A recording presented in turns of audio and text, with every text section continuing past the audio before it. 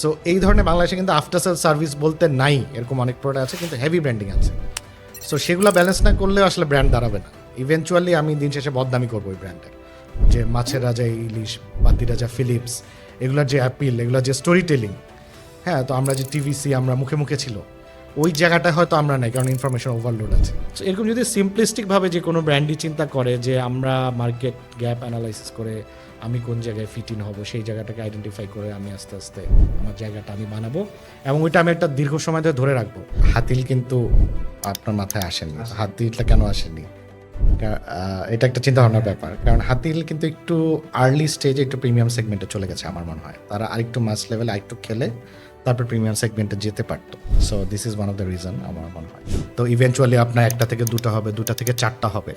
এই ট্রেন্ডটা আসলে শুরু হয়েছে বেশ আগেই শুরু হয়েছে। বেসিক্যালি লেআউট আমরা গ্লোবাল স্কেলে দেখা শুরু করেছি আরও 3-4 বছর আগে, যে আসলে মিনিমালিস্টিক ডিজাইনের একটা জয়কার, মিনিমালিস্টিক ডিজাইন। সো এই জায়গাগুলোয় কাজ করা দরকার নতুন ব্র্যান্ডগুলো, এবং পুরান ব্র্যান্ডগুলো তো তাদের মেথডে চলতোই। অনেক সময় বাবা মা ডিসিশন নেয়, বাট প্রাইভেট ইউনিভার্সিটিতে বাবা মারা অত ওরা জানেও না যে এত ভালো, এটা ভালো, এটা ভালো, ওনারা এত নলেজ রাখেন না, কারণ এটা তো চেঞ্জ হয় ডাইনামিক্স। এই দেশে পড়াশোনার সাথে বাস্তব চাকরি জীবনের বা জব মার্কেটের কোনো অ্যালাইনমেন্ট নেই। তো এরকম যদি সিম্পলিস্টিকভাবে যে কোনো ব্র্যান্ডই চিন্তা করে যে আমরা মার্কেট গ্যাপ অ্যানালাইসিস করে আমি কোন জায়গায় ফিট ইন হবো, সেই জায়গাটাকে আইডেন্টিফাই করে আমি আস্তে আস্তে আমার জায়গাটা আমি বানাবো এবং ওইটা আমি একটা দীর্ঘ সময় ধরে ধরে রাখবো।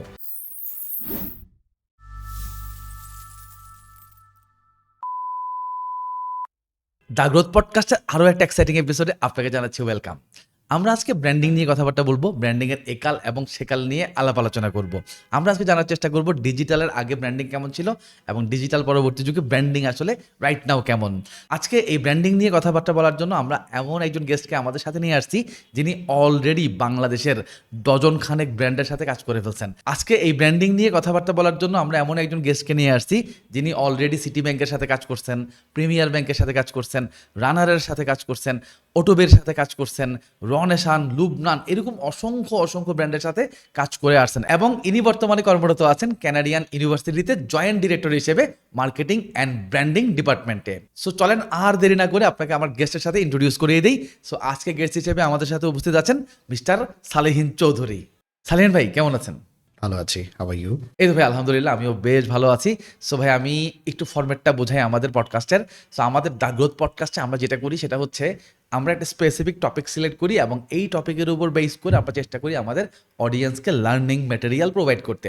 সো আজকে আমরা ভাই কথা বলবো বেসিক্যালি এই যে ডিজিটাল ইরা চলতেছে, এই ডিজিটাল ইরা শুরু হওয়ার আগে ব্র্যান্ডিং অ্যাকচুয়ালি কেমন ছিল এবং এই ডিজিটাল ইরা শুরু হওয়ার পর ব্র্যান্ডিং রাইট নাও আসলে কেমন। সো ভাই চলেন আমরা আমাদের পডকাস্টটা শুরু করি। সো যেহেতু ভাই আমরা ব্র্যান্ডিং নিয়ে কথাবার্তা বলবো, সো সবার আগে আমি আসলে জানতে চাই আপনার কাছ থেকে ব্র্যান্ডিং জিনিসটা স্পেসিফিক্যালি যদি বলি, ব্র্যান্ডিং জিনিসটা আসলে কি, মানে একদম স্পেসিফিক যদি আমাকে আনসার করেন। আর একটু সহজ করে বলি, বইয়ের ভাষায় ব্র্যান্ডিং কি অ্যান্ড মার্কেটের ভাষায় ব্র্যান্ডিং কি, বা দুইটার মধ্যে কোনো আদৌ তফাৎ আছে কি না? বেসিক্যালি থিওরির সাথে প্র্যাকটিক্যালের খুব একটা ডিফারেন্স এখানে নাই। তো যেখানে যেটা হচ্ছে যে আসলে ব্র্যান্ডিং থিওরি বলছে যে মাইন্ড স্পেস বা কোনো একটা নামকে কোনো একটা এক্সপিরিয়েন্সের সাথে রিকল করা, এটাকে বই বলছে ব্র্যান্ডিং। এবং প্র্যাকটিক্যালি আমরা যেটা দেখছি যে আসলে ঘটনাটা তাই, যে এখন দেখা যাচ্ছে যে আমি কোনো একটা ব্র্যান্ডকে কোনো একটা প্রোডাক্টের সাথে অ্যাসোসিয়েট করতে পারছি। সো ওই নামটাকে রিকল করলে ওই পার্টিকুলার প্রোডাক্টটার কথা আমার মনে হচ্ছে।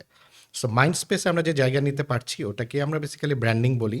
এবং অবভিয়াসলি যেটা এটার সাথে খুব রেলেভেন্ট একটা ডিসকাশন যে আসলে ব্র্যান্ডিং যে আমরা কেন করব, কারণ ব্র্যান্ড নন ব্র্যান্ডও তো আছে, তাহলে ব্র্যান্ডিং আমার করার দরকারটা কি?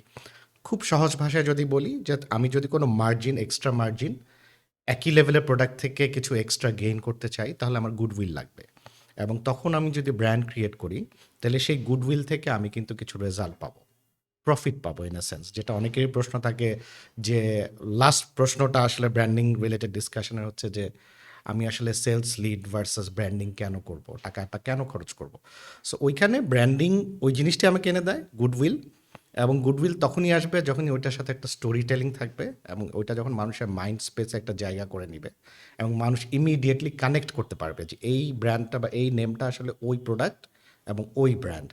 সো এখানেই বেসিক্যালি থিওরি আর প্র্যাকটিক্যালের মধ্যে আসলে খুব একটা ডিফারেন্স নাই, কারণ ব্র্যান্ড আসলে এত কন্টেম্পোরারি একটা সাবজেক্ট যে এটা আসলে তো অনেক পুরনো কোনো সাবজেক্ট না।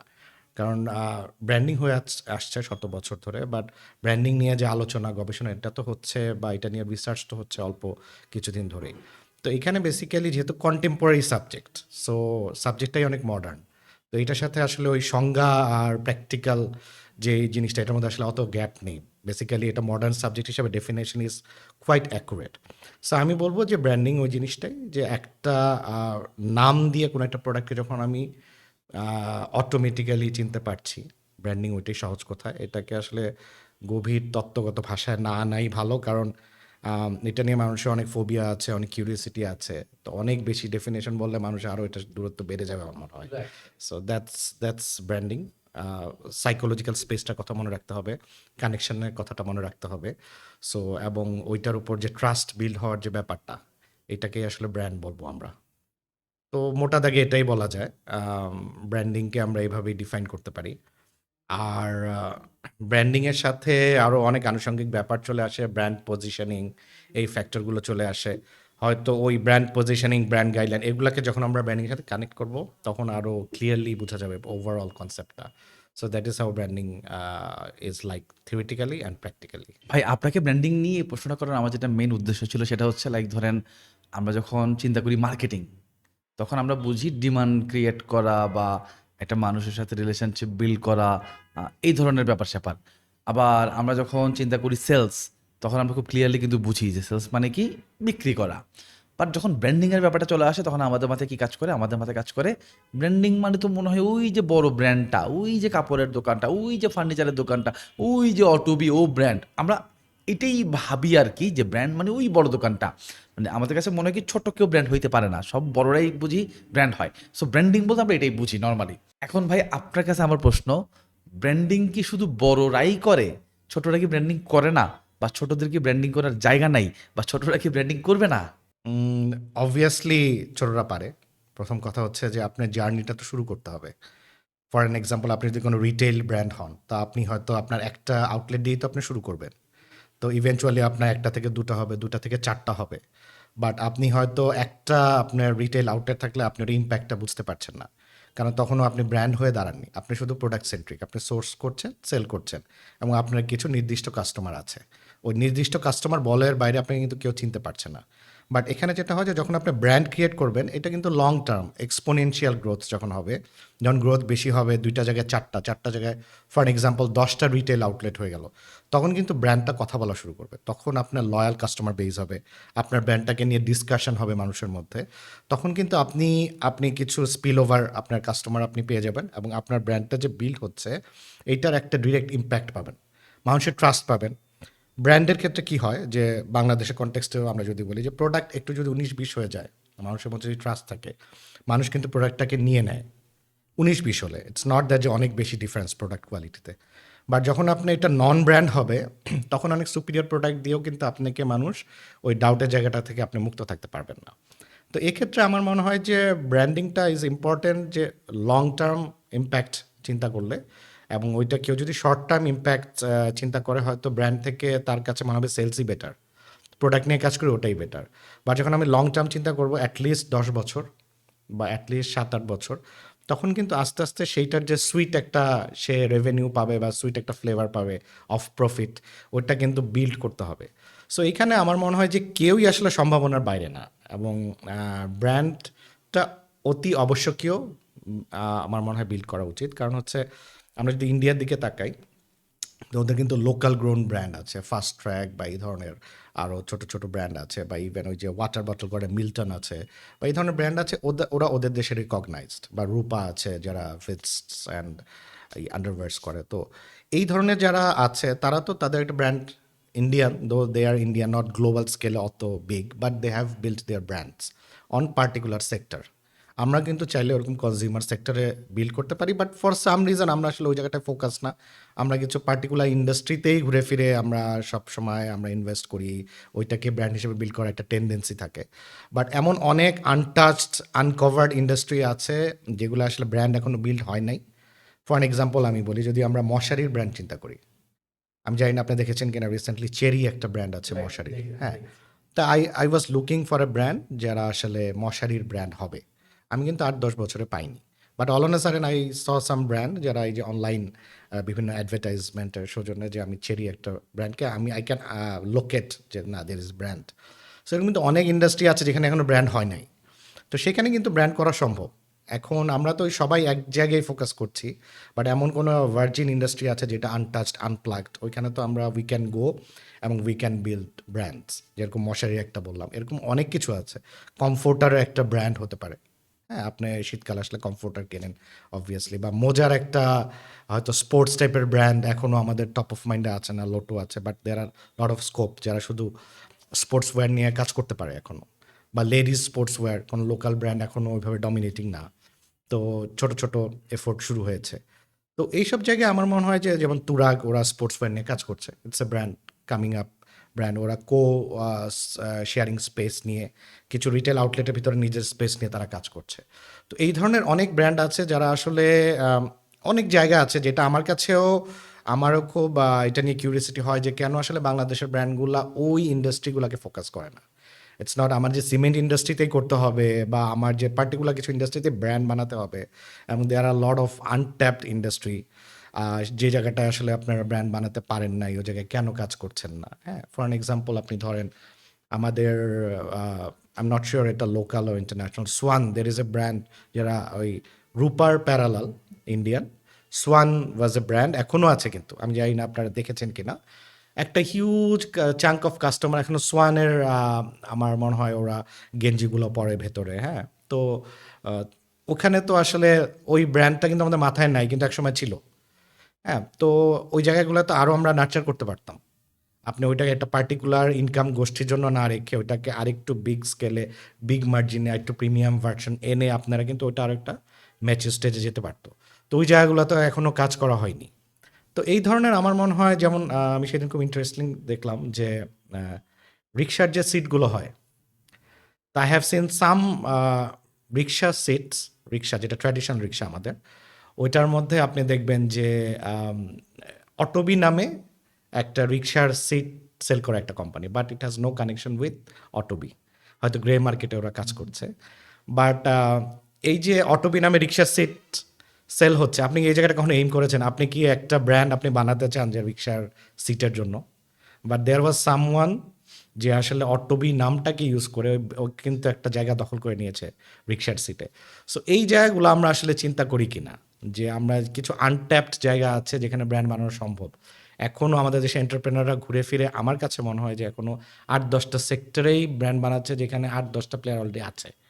সো ওই জায়গায় যাওয়ার চেয়ে আমরা যদি এইদিকে ফোকাস করি, যেমন রিসেন্ট আমরা আকিজ ফার্মা দেখেছি।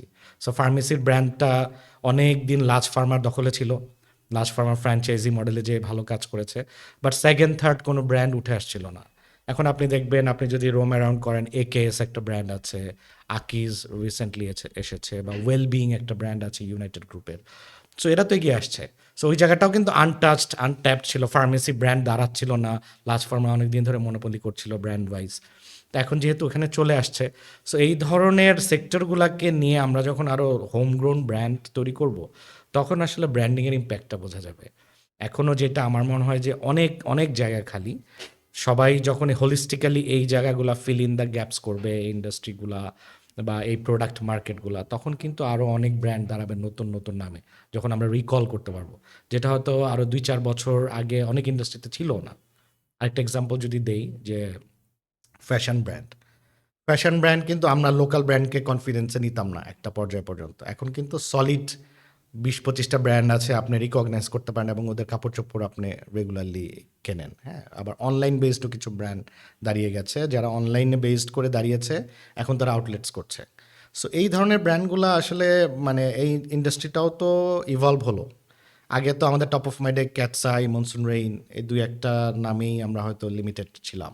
বাট এখন তো আপনি সলিড 8-10টা ব্র্যান্ড আপনি বলতে পারেন, gentle park, this and that, artisan আছে, বা এই ধরনের ব্র্যান্ডগুলো যারা আছে, তো সেইলার আছে। আপনি কিন্তু ইনে নাটশেল আপনি 8-10টা নাম বলে ফেলতে পারছেন যে আসছে, কিন্তু এটা কিন্তু 5 বছর আগে আপনি বলতে পারতেন না। লোকাল ব্র্যান্ড বললে আপনি ক্যাটসাই, মনসুন রেইন বলতেন। একটু হিপ হপ টাইপের কারা ছিল আমি জানি না, যারা ছিল তারা অলসো ডেড, এখন তারা এখন মার্কেটে নাই। সো এখন তখন কিন্তু বলার সুযোগ ছিল না, বাট এটা ছিল অপরচুনিটি ড্রিভেন, নট ইন্টেনশনাল। যে আমাদের গার্মেন্টস সেক্টর আছে, আমাদের কিছু বাই প্রোডাক্ট আছে, আমরা চাইলে তো লোকাল ব্র্যান্ড করতেই পারি। সো এটা কিন্তু অপরচুনিটি ড্রিভেন ছিল, বাট এটা কিন্তু একটা কালেকটিভ এফোর্ট এবং well thought.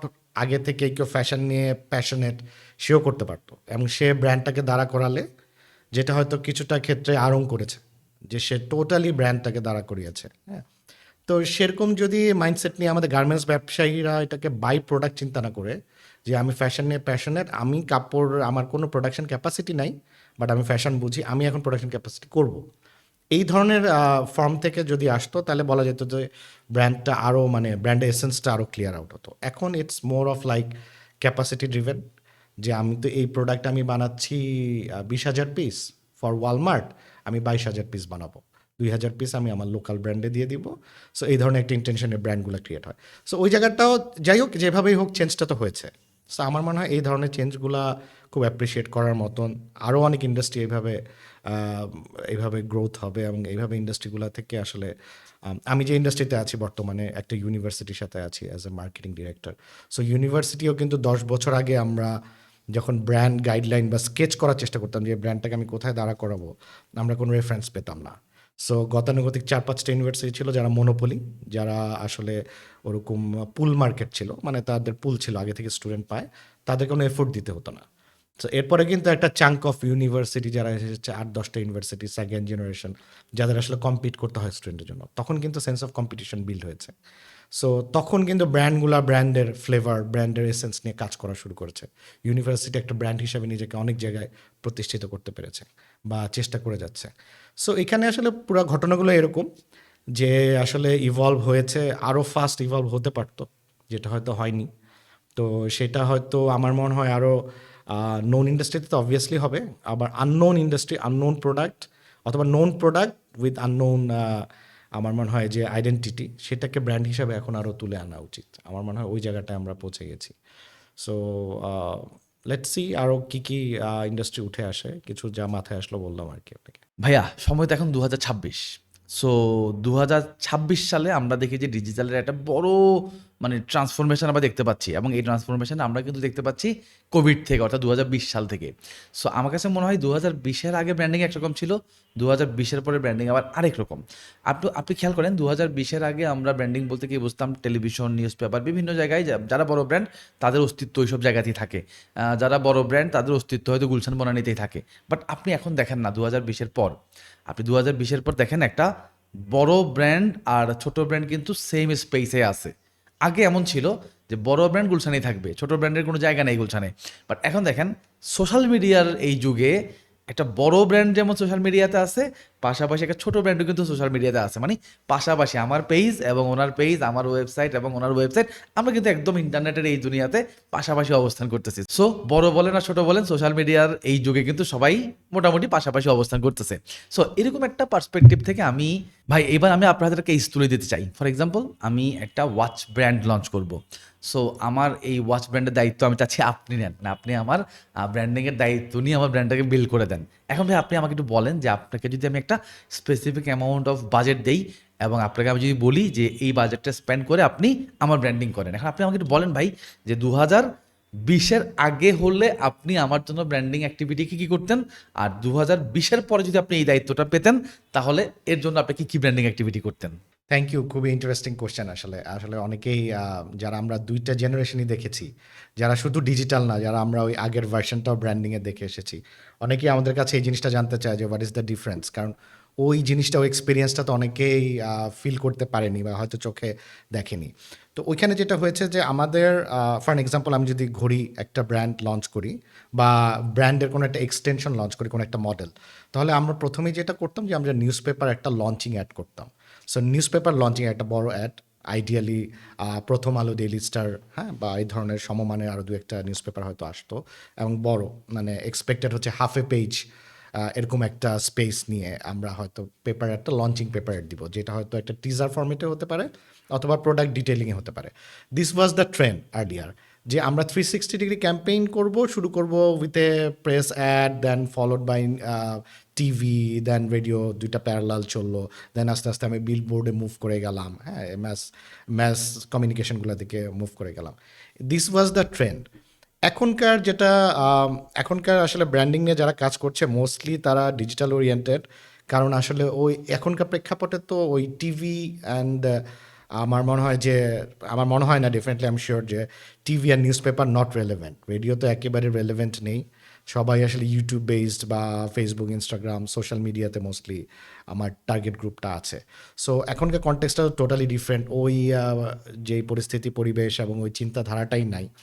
But then again ideation তো এখনও করতে হয়, তখনও করতে হতো। বা একটা বিগ আইডিয়া আমাদের লাগে, যে বিগ আইডিয়াটা আসলে আমাদের ওইটাকে আমরা ভেঙে ভেঙে ভেঙে ভেঙে আমরা আসলে ওইটাকে একটা জার্নি ক্রিয়েট করি। কারণ এমন কিছু আমাকে প্রি প্রোডাক্ট অ্যানালাইসিস এখনও করতে হয়, যে আমাকে দেখতে হবে যে মার্কেটে আমি কোন জায়গাটায় ফিট ইন হচ্ছি, কোন জায়গাটা আসলে গ্যাপ, ওই জায়গাটায় আমি ব্র্যান্ডটাকে ফিট ইন করতে পারি কিনা with some core message, brand positioning করে। তো এইটা আমাদের আগেও করতে হতো, এখনও করতে হয়, বাট তখনকার মিডিয়ামগুলো ছিল ডিফারেন্ট। যেরকম টিভি রেডিও বললাম, নিউজ পেপার ছিল, দেন ফলোড বাই আমাদের বিলবোর্ডস, দেন আস্তে আস্তে ইভেন্টস অ্যাক্টিভেশনের দিকে আমরা নিয়ে যেতাম পার্সোনাল লেভেলে। শুরু হতো একটা খুব ম্যাস লেভেলে, শেষ হতো যে পার্সোনাল লেভেলের ব্র্যান্ডিংটা। এখনকার কি হচ্ছে যে এখনকার আইডিয়েশন এখনও করতে হচ্ছে আমাদের, বাট এখন কিন্তু আসলে আমরা ওই পার্সোনাল লেভেলেই, কারণ digital it's a personal media. So এখানে যেটা হয় যে পার্সোনাল যেই চিন্তা ভাবনাটা, যে পার্সোনালি আমি একটা কিছু জানতে চাই, আমাকে টার্গেট করেই কন্টেন্ট বানিয়েছে সার্টেন XYZ কোম্পানি, এবং তা আমার দিকেই আসছে কারণ আই এম টার্গেটেড। আগে কিন্তু সেটা ছিল না। হ্যাঁ, আগে সবাই দেখতো। ঠিক আছে? তো এই জায়গাটা অনেক টার্গেটেড হয়ে যাওয়াতে আমাদের যেটা হয়েছে যে এখানে অনেক নিশ টার্গেটিং করা যায়, স্পেসিফিক লোকজনকে টার্গেট করা যায়।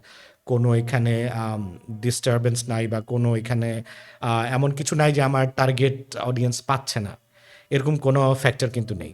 তো এখানে দুইটার মোডালিটি ডিফারেন্ট, বাট আমার মনে হয় যে আমার কাছে যেটা আমি পার্সোনালি ফিল করি, যে আমাদের যে ওল্ড মেথড, এটা সম্পর্কে এখনকার প্রজন্মের কিন্তু আসলে নলেজ কম, এক্সপিরিয়েন্স কম। এবং তারা যদি, অনেক সময় হয় কি যে ক্লাসিক্যাল যে ফরম্যাট, একটা ব্র্যান্ডকে ব্রেকডাউন করে 360 ডিগ্রি ক্যাম্পেইনে নিয়ে আসা, এখন তো ইভেনচুয়ালি 360 ডিগ্রি ক্যাম্পেইনই তো হয় না, এখন ডিজিটাল ক্যাম্পেইন হয়। তো ওই যে চিন্তাধারাটা একেবারে ব্রেকডাউন করে বিগ আইডিয়া থেকে ভালো একটা কপি লিখে একটা প্রেস অ্যাডের একটা বেসিক লেআউট দাঁড়া করায়, ওইটা থেকে এক্সটেন্ড করে, হ্যাঁ, ওইটা থেকে টিভিসি বানিয়ে বা এখনকার ক্ষেত্রে ওভিসি বানিয়ে যে মেথডটা, ক্লাসিক্যাল মেথড, আমার মনে হয় ওইটা এখনও আমাদের ফলো করা উচিত। দো আমরা শুধু ডিজিটাল অর্ধেক পথ থেকে শুরু করছি, বা হয়তো 30% কাজ এখন লাগছেই না আগের, বা 40%, বাকি 60% করতে হচ্ছে, বাট জার্নিটা শুরু হওয়া উচিত ইন এ ক্লাসিক্যাল ওয়ে। তা আমি বলবো যে যারা অ্যাসপায়ারিং নতুন ব্র্যান্ড ম্যানেজার, যারা ডিজিটাল ওরিয়েন্টেড, তারা যাতে ওই ওল্ড মেথডটা এখনও ফলো করে। হয়তো তারা হয়তো ইমপ্লিকেশনগুলো পেপারে হবে না, রেডিওতে হবে না, বাট তারা যখন কপি লিখে একটা ফরম্যাটে তারা আসবে, তার ডিজিটালের জার্নিটা অনেক ইজি হয়ে যাবে। So basically the difference is, ওইখানে 2-3টা মিডিয়া ছিল যেটা অনেক রেলেভেন্ট ছিল, যেটা ইভেনচুয়ালি করোনার পরে বা যুগের প্রয়োজনে নাই। আবার এখনকার মেথডটা একটু না বললে আসলে স্টোরিটা ইনকমপ্লিট থাকে। এখনকার মেথডটা হচ্ছে যে আমি খুব টার্গেটেড বুস্টিং করব, কন্টেন্টটা থাকবে আমার টার্গেট গ্রুপকে মাথায় রেখে। আর as you know, content is the king সবাই বলে। সো কন্টেন্টের ওয়েটেজ থাকতে হবে, কন্টেন্টটা খুব ভালো হতে হবে, টার্গেটিংটা খুব অ্যাকুরেট হতে হবে। আচ্ছা, যেই জায়গাটা আমরা মিস করি নতুন এই ধারার ব্র্যান্ডিংয়ে, যে আমরা কিন্তু লিডগুলোকে আমরা প্রপারলি নার্চার করতে পারি না, এই জায়গাটা আসলে গ্যাপ ক্রিয়েট হয়। সো মানুষ কিন্তু লিড জেনারেট করতেছে, কিন্তু লিড প্রসেসিং হচ্ছে না, বা ডাটা কালেকশন হচ্ছে, ডাটা অ্যানালাইসিস করে আউটপুট আসতেছে না। সো ওইখানে লিডটাকে প্রসেস করাটা খুব হেকমত বা জ্ঞানের সাথে করা উচিত, যে সেখানে হয়তো তারা ভালো যারা আউটবাউন্ড কল করতে পারে, এই ধরনের ইমপ্রেসিভ প্রফেশনাল লোককে হায়ার করতে পারে, যারা খুব ভালো কোয়ারি ম্যানেজমেন্টকে খুব রিলিজিয়াসলি কোয়ারি ম্যানেজ করে, তাড়াতাড়ি আনসার দেয়, প্রম্পট আনসার দেয়, অ্যাকুরেট আনসার দেয়, এই ধরনের রিসোর্সগুলোকে আরও ভ্যালু দিতে পারে। অথবা যারা এইগুলার পরিপ্রেক্ষিতে যারা কাউন্সেলিং করবে, যারা ফাইনালি কাস্টমারকে মিট আপ করবে, তাদেরকে খুব ভালো লেভেলে একটা প্রশিক্ষণ দিতে পারে, যাতে তারা ব্র্যান্ডটাকে তাদের আচার আচরণ বা ব্যবহারের মাধ্যমে ব্র্যান্ডটাকে রিপ্রেজেন্ট করতে পারে। সো এই জায়গাগুলোয় কাজ করা দরকার নতুন ব্র্যান্ডগুলো, এবং পুরান ব্র্যান্ডগুলো তো তাদের মেথডে চলতোই। তো ওখানে আসলে একটা বড় টাইম চলে যেত বড় বড় মিডিয়াতে। এখন আসলে টাইম ফ্রেমটা যদিও এক্সটেন্ড করা যায়, বাট ওইখানকার ক্রিয়েটিভিটি জায়গাগুলো তো একটু ন্যারো, কারণ এখানে টোটালি ডিজিটাল বেসড আমরা করছি, লিড বেসড করছি। সো এখানে দুইটার মধ্যে ডিফারেন্স। এটা তো ঘড়ির ক্ষেত্রে আমি যেটা বলবো, আমাদের এক্সাম্পলটা যদি আমরা ফিরে আসি, তাহলে যদি এটা ওল্ড স্কুল ঘড়ি হয়, যেমন ক্যাসিও ডিজিটাল টাইপ ঘড়ি বা ট্র্যাডিশন অ্যানালগ ঘড়ি, সো এটা তো একটা, এটা আসলে কোন জায়গাটা নিতে যাচ্ছে, স্পোর্টসের জায়গাটা নিতে যাচ্ছে স্পোর্টি, নাকি ক্লাসিক্যাল একটা ইমেজ নিতে চাচ্ছে, ওইটার বেসিসে আমি হয়তো ওই টোন দিয়ে আমি ক্রিয়েটিভগুলো সাজাতাম। সো হয়তো ওকে আমি ওইভাবে প্লেস করতাম। পুরানো দিনের ঘড়িগুলো ইভেনচুয়ালি ওরকমই হতো। আবার নতুন দিনের ঘড়িগুলো হবে টোটালি স্মার্ট ওয়াচ টাইপ বা স্মার্ট ব্যান্ড টাইপ। সো এখানে হবে হচ্ছে যে এটা ফিচার বেসড, এটার পার্টিকুলার আবার মডালিটি আছে। এখানে অনেক বড় একটা চিন্তার জায়গা হচ্ছে ডিসপ্লের কোয়ালিটিটা কীরকম, যেটা হয়তো আগে অত রেলেভেন্ট ছিল না। ঠিক আছে, আগে হয়তো চেইনটা স্ট্র্যাপটা কীরকম ছিল বা লাইটটা কীরকম আমার ঘড়ির, এই ধরনের ব্যাপারগুলো একটা ডিসাইজিভ ফ্যাক্টর ছিল। এখন আবার চার্জ থাকছে কিনা, ঠিক আছে, এবং এইটার আফটার সেল সার্ভিস কি, যেহেতু ইলেকট্রনিক গ্যাজেট, সো এইখানকার ইম্প্যাক্টে ডিফারেন্ট। এটা মেকানিক্যাল ডিভাইস না, it would be an electrical device. তো এখনকার কনটেক্সটে আমি হয়তো ওইটার ফিচার্সগুলোকে হাইলাইট করব, হ্যাঁ, তো এবং ওইটার রোবাস্টনেস হাইলাইট করব, যে এটা আসলে আপনি এত ধরনের অপশনস পাচ্ছেন, আপনি চাইলে এই ধরনের স্টিল স্ট্র্যাপে যেতে পারছেন, অথবা কটন স্ট্র্যাপে যেতে পারছেন, এটার লজিস্টিক্যালি যা আছে, অথবা এটা চার্জ অনেক দিন থাকছে, অন্য প্রোডাক্ট থাকছে না।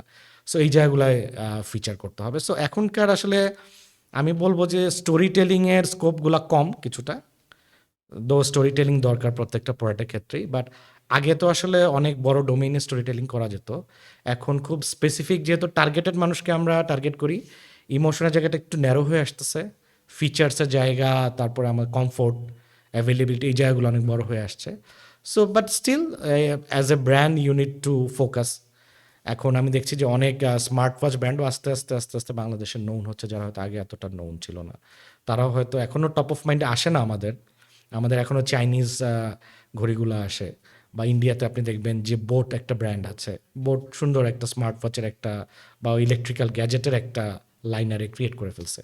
বাংলাদেশের ক্ষেত্রে অনেক ক্ষেত্রে ওরাইমোকে বলা যায় অ্যাগ্রেসিভ। দেন এগেইন আমার একটা ব্যক্তিগত এক্সপিরিয়েন্স হচ্ছে ওরাইমো ওয়াচ, যেগুলো যেগুলো আসলে এনশিওর করতে হয় যে নাহলে ব্র্যান্ডের কোনো ইম্প্যাক্ট থাকে না, যে এটা আফটার সেল সার্ভিস অনেকে আমি দেখছি খুঁজে পাচ্ছে না, but the branding is there.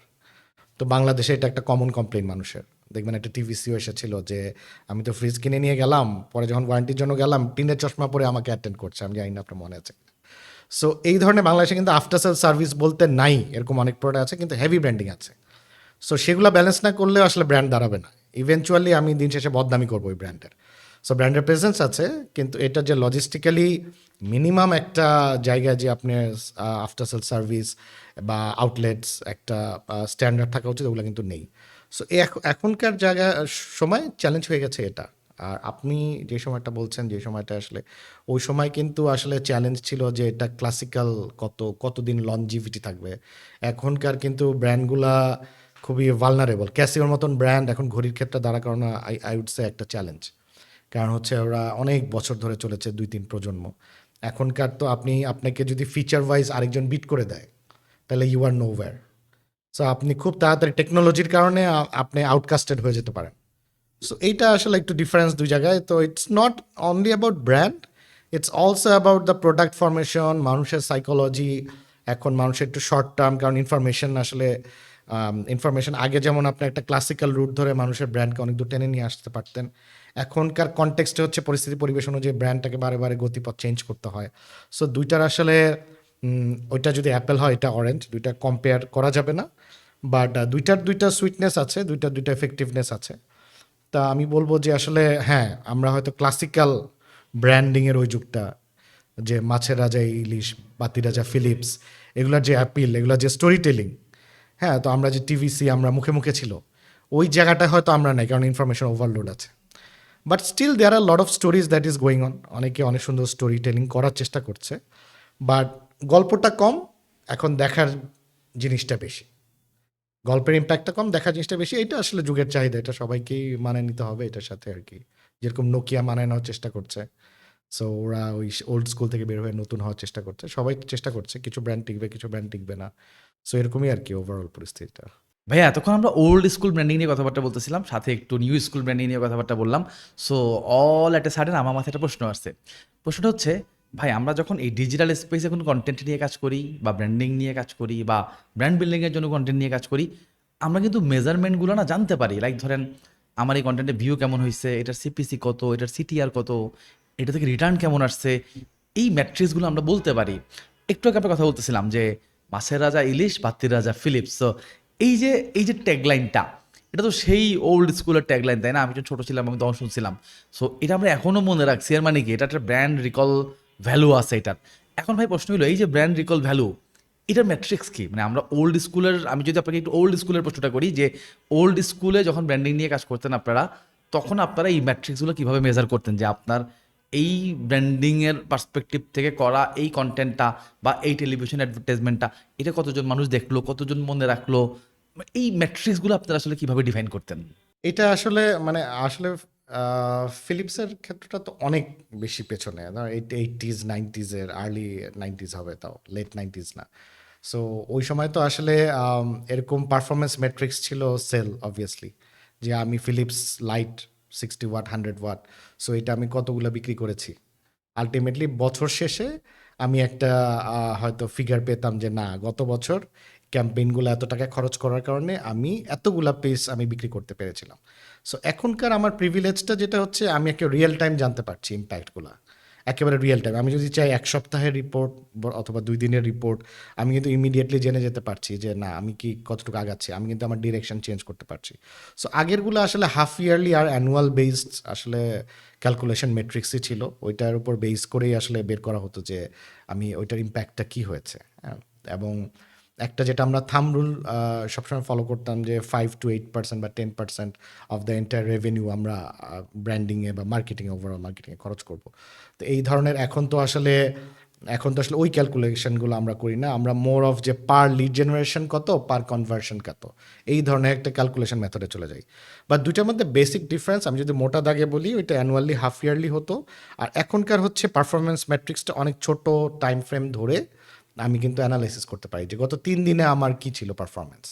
হ্যাঁ, তো এইটা আমি হয়তো আমার খরচটা আমি দেখতে পারছি যে আমি এত ডলার স্পেন্ড করেছি, ওটা থেকে আমার লিড এসেছে এত, লিড থেকে প্রসপেক্টে এসেছে এত, এবং প্রসপেক্ট থেকে সেলসে গিয়েছে এত। এটা কিন্তু আমি রিয়েল টাইম দেখতে পারছি। হয়তো ছোট্ট একটা সময় নিয়ে অ্যানালাইসিস করে আমি স্ট্রেইট আমি চেঞ্জ করে ফেলতে পারছি, আমি আমার টার্গেট গ্রুপ চেঞ্জ করে ফেলতে পারছি, আমি আমার এরিয়া চেঞ্জ করে ফেলতে পারছি। সো যেটা আসলে আগেটা অনেকখানি হোলিস্টিক্যালি করতে হতো। আরেকটা জিনিস আগে ছিল যে, আগে আসলে যেহেতু আমাদের টিভি চ্যানেলগুলোও কম ছিল, ভিডিও বলতে বাংলাদেশ বেতার ছিল যেই সময়টার প্রেক্ষাপট আমরা বলছি, বিটিভি ছিল, পরে 21শে টিভি আসলো। তো ওই সময় আসলে আমাদের তো আউটপুট দেওয়ার মিডিয়ামগুলোই কম ছিল। আউটপুট দেওয়ার মিডিয়ামগুলো কম থাকাতে আমাদের যেটা হয়েছে যে আমরা আসলে ওই খুব বেশি যেহেতু চ্যানেল নাই, তো মোটামুটি একটা জিনিসই সবাই দেখতো এবং সেইটাই সবাই আলোচনা করতো। সো ভাইরাল হওয়ার চান্স ওয়াজ ভেরি হাই, এবং সবার ওয়ার্ড অফ মাউথ দেখে বোঝা যেত যে না, এটা আসলে পাবলিক খেয়েছে বা এটা তাদের কাছে ভালো লেগেছে। বাট এখন তো আসলে তা না, এখন তো আসলে এত বেশি মানে জেনজি যেটা যেটা আপনি ডিসকাশন করলেন যে আসলে জেনজি ওরা তো ইনফরমেশন ওভারলোডেড। একটা হলো ওরা অনেক কিছু কনটেক্সট জানে না, আরেকটা হচ্ছে দে আর ইনফরমেশন ওভারলোডেড। ওরা প্রত্যেক 30 সেকেন্ডস পর পর তাদের ডাইমেনশন চেঞ্জ হচ্ছে, মেন্টাল থটস চেঞ্জ হচ্ছে। রিলস দেখছে একটা স্পোর্টসের নিউজ, এরপরে চলে আসছে এন্টারটেইনমেন্ট, এরপরে চলে আসছে এডুকেশন। তো সে তো একটা জায়গায় ফোকাস হতে পারছে না। তো এই কারণে এখানে এখানে ডাইনামিক্যালি চেঞ্জিং একটা এনভায়রনমেন্ট, ওইখানে হলো একটা ক্লাসিক্যাল এনভায়রনমেন্ট যেখানে মানুষের হাতে অপশনস কম, এবং ওইটাই ওয়ার্ড অফ মাউথ বেশি হতো। হয়তো ওই বাকের ভাইয়ের নাটকটা কোথাও কেউ নেই, ওটা এখনকার হলে ওই ইম্প্যাক্টটা হতো কিনা, কারণ তখন লিমিটেড চ্যানেল ছিল, মানুষের ফোকাস ছিল সব ওইদিকে। এখন আবার ওই ফোকাসটা ধরে রাখাই তো ডিফিকাল্ট। একটা নির্দিষ্ট কিছু, আপনি এখন নেটফ্লিক্স দেখছে ছেলে পেলে, সো আজকে এটা দেখছে কালকে ওটা দেখছে, এত এত বেশি ইনফরমেশন ওভারলোড। সো ডেফিনেটলি দুইটা ডিফারেন্ট এবং দুইটার অ্যাপ্রোচ ডিফারেন্ট। এবং আমার মনে হয় যে ওই সময় আমরা যেটা করতাম এটা তো was not that scientific but effective. এখন তো টোটালি সাইন্টিফিক, সায়েন্সের বাইরে কিছুই নাই। সো এখন আসলে ওই যে প্রেডিকশন বা অ্যানালাইসিস বা গেস করে কিছুই হয় না, এখন it's totally data driven. Facebook আপনাকে কমপ্লিট ডেটা দিচ্ছে, আপনি ওইটাকে আবার বিভিন্নভাবে ফিল্টার আউট করছেন, ওইটাকে আপনি আপনার মতন কাস্টমাইজ করছেন, আবার রিটার্গেটিং করছেন। সো এখনকার ডাইনামিক্সটা আসলে অনেক বেশি ডিফিকাল্ট ইন এ সেন্স, আমি বলবো যে শুধু আইডিয়া দিয়ে একটা কিছু কিল করে ফেলা যাচ্ছে না, আইডিয়াটাকে ফলো আপ করাটা অনেক বেশি ইম্পর্ট্যান্ট হয়ে যাচ্ছে। বাট ওই সময় একটা কিলার আইডিয়া থাকলে সেইটা দিয়েই কিন্তু, যেমন হালাল সাবান, একটা আইডিয়া, একটা কনসেপ্ট, সো ওইটা দিয়েই কিন্তু পুরা মার্কেটটা গ্র্যাব করে ফেলা যেত। এখন আসলে তা না, এখানে অনেক ডাইনামিক্স বেশি। সো এটি বেসিক্যালি ডিফারেন্স দুইটা, ওই ক্লাসিক্যাল যুগটার সাথে আমাদের বর্তমান যুগের। তো ওইটা ইট হ্যাড ইটস বিউটি, আমাদের এক সময়ও আইডিয়েশন লাগে, আমি আগেও বলেছি যে আইডিয়েশন এখনও দরকার, বাট ইমপ্লিমেন্টেশনটা এখন অনেক বেশি ইম্পর্ট্যান্ট। ইমপ্লিমেন্টেশন কত এফেক্টিভভাবে করছি, তখন আইডিয়াটাই একটা কিলার আইডিয়া অনেক কিছু করে ফেলতে পারতো। একটা ডিসেন্ট টিভিসি, একটা ডিসেন্ট অ্যাড ট্যাড করলে, ডিসেন্ট মডেল নিলে অনেক কিছু হয়ে যেত। এখন আবার তা কাজ করবে নট নেসেসারিলি। সো এইটাই বেসিক্যালি ওই সময়কে এই সময়কার ডিফারেন্স আর কি। ওই সময় was a different method, now there is a different method. ভাই ধরেন আপনার কাছে একটা ব্র্যান্ড আসলো যে তার ব্র্যান্ডিংটাকে রিভ্যাম্প করতে চায়, এখন আপনি ওই ব্র্যান্ডটাকে কি সাজেশন দিবেন যে তোমার টোটাল বাজেটের এত পার্সেন্ট ডিজিটালে রাখা উচিত, এত পার্সেন্ট ট্রেডিশনালে রাখা উচিত, অথবা তোমার বাজেটের পুরাটাই ট্রেডিশনালে রাখা উচিত, অথবা তোমার বাজেটের পুরাটাই ডিজিটালে নিয়ে আসা উচিত? সো আপনার সাজেশনটা কি হবে? আচ্ছা, এটা ভ্যারি করবে যেন ব্র্যান্ডের ম্যাগনিটিউডটা কি। যদি এটা একটা ব্যাংক হয়, ব্যাংক তো আসলে অনেক আস্থার জায়গা। সেই জায়গায় আমি হয়তো এটিএল এ খরচ করতে পারবো অ্যাবভ দ্য লাইন, যেগুলো টিভি বা পেপার অ্যাড, মানে যেটা আসলে ওই অত আমার লাইফের জন্য অত অপরিহার্য কোনো জিনিস না বা অত সিরিয়াস প্রোডাক্ট না, এটা ফ্যান্সি প্রোডাক্ট। সেক্ষেত্রে আমার মনে হয় যে ওই প্রয়োজনীয়তাটা নাই, যে আসলে ওই এটিএল এর এত প্রয়োজনীয়তাটা নাই।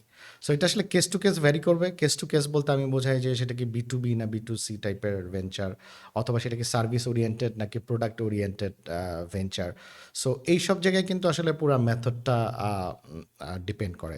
ভাই আমার মনে হয় আমরা যদি 2-3টা এক্সাম্পল দিই আমাদের অডিয়েন্সের বুঝতে খুব সুবিধা হবে। লাইক ধরেন আমরা এতক্ষণ ব্যাংকের কথাবার্তা বললাম, সো ব্যাংক তো আসলে ভরসার জায়গা, সো ওর এটিএলেই যাওয়া উচিত। সো এভাবে আমরা যদি আরও 2-3টে ইন্ডাস্ট্রি নিই, ধরেন আমরা ব্যাংক নিলাম, একটা ফ্যাশন নিলাম আর একটা ফুড নিলাম। আচ্ছা, যেটা হচ্ছে যে যদি বলি যে আসলে ব্যাংকের প্রসঙ্গটা আমি কেন আসলাম, আপনি দেখবেন যে সিটি ব্যাংক রিসেন্টলি মোশাররফ করিমকে নিয়ে অনেক কন্টেন্ট বানাচ্ছে, হ্যাঁ, কিছু টিভিসিও করেছে। সো মোশাররফ করিমকে কেন নিল? কারণ আমার মনে হয় ভরসার যে জায়গাটা, একটা ডিপেন্ডেবল খুবই ডার্ক টাইপের একজন অ্যাক্টর, যাকে আসলে অনেক ডেপথ আছে যার অ্যাক্টিংয়ে। সো ডেপথ জিনিসটাকে হয়তো তারা গ্র্যাব করে সিটি ব্যাংক তাকে নিয়ে নিয়েছে, এবং ইমিডিয়েটলি ওরা যখন ভরসা জিনিসটাকে সেল করছে, দেখবেন আপনি ইভেনচুয়ালি ক্যাম্পেইনেও সেল করছে, তো সেখানে আপনি দেখবেন যে মোশাররফ করিমের ছবিটাও আছে। সো আপনি কিন্তু রিলেট করতে পারছেন, কারণ সে একজন ডিপেন্ডেবল আর্টিস্ট, অনেক বছর ধরে আছে, তার একটা গ্রহণযোগ্যতা আছে, তার একটা ম্যাচুরিটি আছে, এটাকে তারা ইউজ করতে পারছে। সো এটা নিয়ে ক্যাম্পেইন বিল্ড করা কিন্তু ইজি। তো আমি যেটা বললাম যে classical method of branding, city bank কিন্তু এই ক্ষেত্রে ক্লাসিক্যাল রাউটটাই নিয়ে ব্রিলিয়ান্ট একটা আইডিয়া নিয়ে, ব্রিলিয়ান্ট একটা জার্নি নিয়ে শুরু করেছে, with the right person, with the right tone. But এক্ষেত্রে কি হয় যে আমাদের আরও যদি ইন্ডাস্ট্রি বলেন, ফ্যাশন ইন্ডাস্ট্রি, তো ফ্যাশন ইন্ডাস্ট্রি আবার টোটালি এখন একটা ডিফারেন্ট মেথডে চলে গেছে। আপনি ওখানে সেলিব্রিটি এন্ডোর্সমেন্ট একটা পর্যায়ে পর্যন্ত কাজ করতো, এখন অতটা কাজ করে না। এখন কি করে যে ওয়ার্ল্ড ওয়াইড সব ফ্যাশন ব্র্যান্ডগুলোর ট্রেন্ড যদি দেখেন, এবং ওইটা থেকে যদি আপনি বাংলাদেশের ট্রেন্ডটাও ধরতে চান, কারণ ফ্যাশন তো অনেক কন্টেম্পোরারি জিনিস, প্রতিনিয়ত চেঞ্জ হচ্ছে। সো সেখানে কিন্তু ইনফ্লুয়েন্সার বেসড হয়ে গেছে। সো আপনি অনেক ধরনের ইনফ্লুয়েন্সার থাকবে যাদেরকে আপনার অত বড় স্টার মনে হবে না, কিন্তু সে আপনার ওই পার্টিকুলার প্রোডাক্টের ওই লাইন এক্সটেনশনের জন্য সে একজন বেস্ট ফিট। সো এই ধরনের আপনি অনেক রিসোর্স আছে যারা ফ্যাশন ইন্ডাস্ট্রিতে কাজ করে, not a big celebrity, but সে প্রপারভাবে প্রোডাক্টটাকে শোকেজিং করতে পারছে। সো আপনি যদি এখন চিন্তা করেন যে এখানকার মেথডটা আবার একটু ডিফারেন্ট ডাইমেনশনে চলে গেল। আবার ফুড যদি চিন্তা করেন, ফুডে যেমন কিছু ব্র্যান্ড আছে, যেমন আকিজকে অনেকে অনেকে এটাকে কোয়ালিটির সাথে, কোয়ালিটি আমি অনেকের কাছেই শুনেছি যে আকিজের যে কোনো প্রোডাক্ট তারা মনে করে যে প্রথম ওয়ার্ড তাদের মাথায় আসে ইজ কোয়ালিটি। এটা কিন্তু আছে, এটা কিন্তু মানুষের মধ্যে একটা সেন্টিমেন্ট আছে। এখন আকিজ যখন ফ্যান্টাস্টিক বা এই নামে যখন কেক আনে, বা ওটার প্যাকেজিং যেরকমই হোক, ওটার যে আমব্রেলা ব্র্যান্ডটা, ওইটার যে ওয়েটেজ, এবং ওইটার উপর যে ভরসার জায়গা যে না তারা আসলে বাসি পচা ময়দা দিয়ে করবে না, তাদের এটা করার দরকার নাই, কারণ তারা যাই করেছে, স্যানিটারি করেছে, construction, whatever they did, যে ইন্ডাস্ট্রিতে গিয়েছে তারা কোয়ালিটির জায়গাটা কখনো ছাড়েনি, বা সফট ড্রিঙ্কস ওদের যে আছে।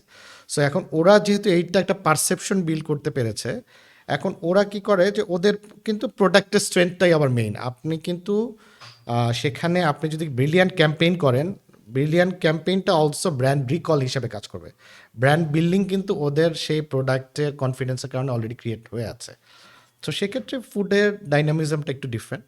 ওইখানে product quality, basic level of packaging অনেক বেশি ইম্পর্ট্যান্ট। ওখানে আমি ফ্লাওয়ারি কথাবার্তা বললাম, মানুষ আমার খাবার খেয়ে ফেলবে, এটা ডাজন্ট ওয়ার্ক। ওখানে টেস্ট ম্যাটার করে, অ্যাভেলেবিলিটি ম্যাটার করে। সো এখানে ফ্ল্যাশি জিনিস দিয়ে কিছু করাটা ডিফিকাল্ট। ওইখানে কোয়ালিটি অনেক বড় একটা জায়গা। অবভিয়াসলি অন্যান্য জায়গায়ও জায়গা, বাট অন্যান্য জায়গায় আসলে আপনি অনেক লিভারেজ নিতে পারছেন অন্য প্রোডাক্টগুলায়, কিন্তু এখানে হয়তো আপনার প্রোডাক্ট সেন্ট্রিক। এই প্রসঙ্গে একটা আলোচনা না করলেই না, সেটা হচ্ছে যে প্রোডাক্ট সেন্ট্রিক অনেক ব্র্যান্ড আছে।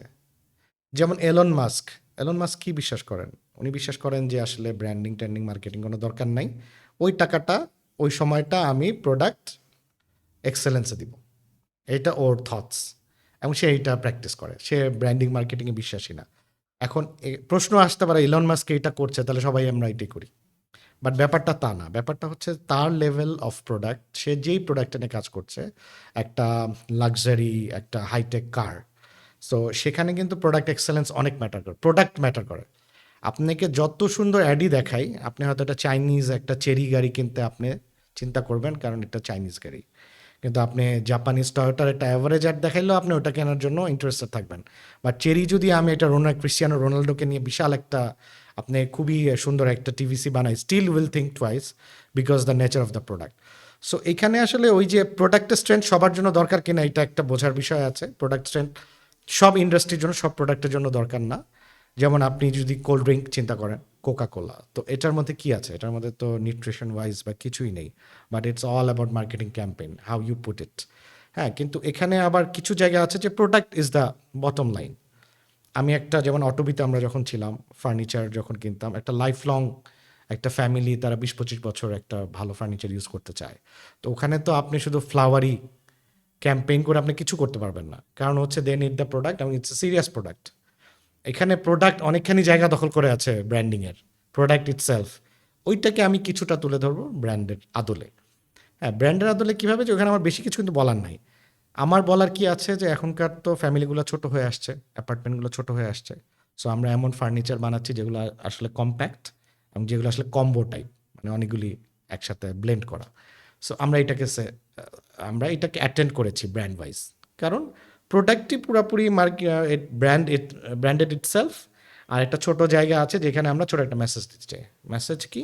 যে your space problem is solved. তো তুমি যে এখন ছোটো ছোটো অ্যাপার্টমেন্ট কিনছো, যেখানে যে ছোটো ছোটো ফার্নিচার তোমার সাইজ মতন লাগবে, আমরা ওই জায়গাটা অ্যাটেন্ড করছি, এবং আমাদের ব্র্যান্ড ওই জায়গাটায় তোমাকে অ্যাটেন্ড করার চেষ্টা করছে। হ্যাঁ, তো we are there for you. So এখানে আসলে ওইখানে কিন্তু আমার ব্র্যান্ডিং নিয়ে খুব ক্যারিশমা করার কোনো স্কোপ নাই। সো এখানে দুইটার ডিফারেন্সটা বুঝতে হবে, যে কোনটা প্রোডাক্ট সেন্ট্রিক আর কোনটা ব্র্যান্ড সেন্ট্রিক। সো যেখানে ব্র্যান্ড সেন্ট্রিক, এখানে অনেক কাজ করার স্কোপ আছে। যেরকম বললাম যে হয়তো ব্যাংক চাইলে করতে পারে, সব ব্যাংক আবার ব্র্যান্ডিং অত ফোকাস হয় না, সবাই হয়তো তাদের সার্ভিস নিয়ে বেশি ফোকাস। বাট ব্র্যান্ড ফোকাস হলে অবভিয়াসলি ওটা একটা কনফিডেন্সের জায়গা বিল্ড করে, নো ডাউট অ্যাবাউট দ্যাট। আবার ফুডের ক্ষেত্রে আমি যতই ফ্লাওয়ারি জিনিস দেখাই, দিন শেষে আমার কোয়ালিটি, বিকজ আমি তো কনজিউম করবো এটা, সো এটা ডিরেক্ট আমার হেলথের উপর ইম্প্যাক্ট আছে।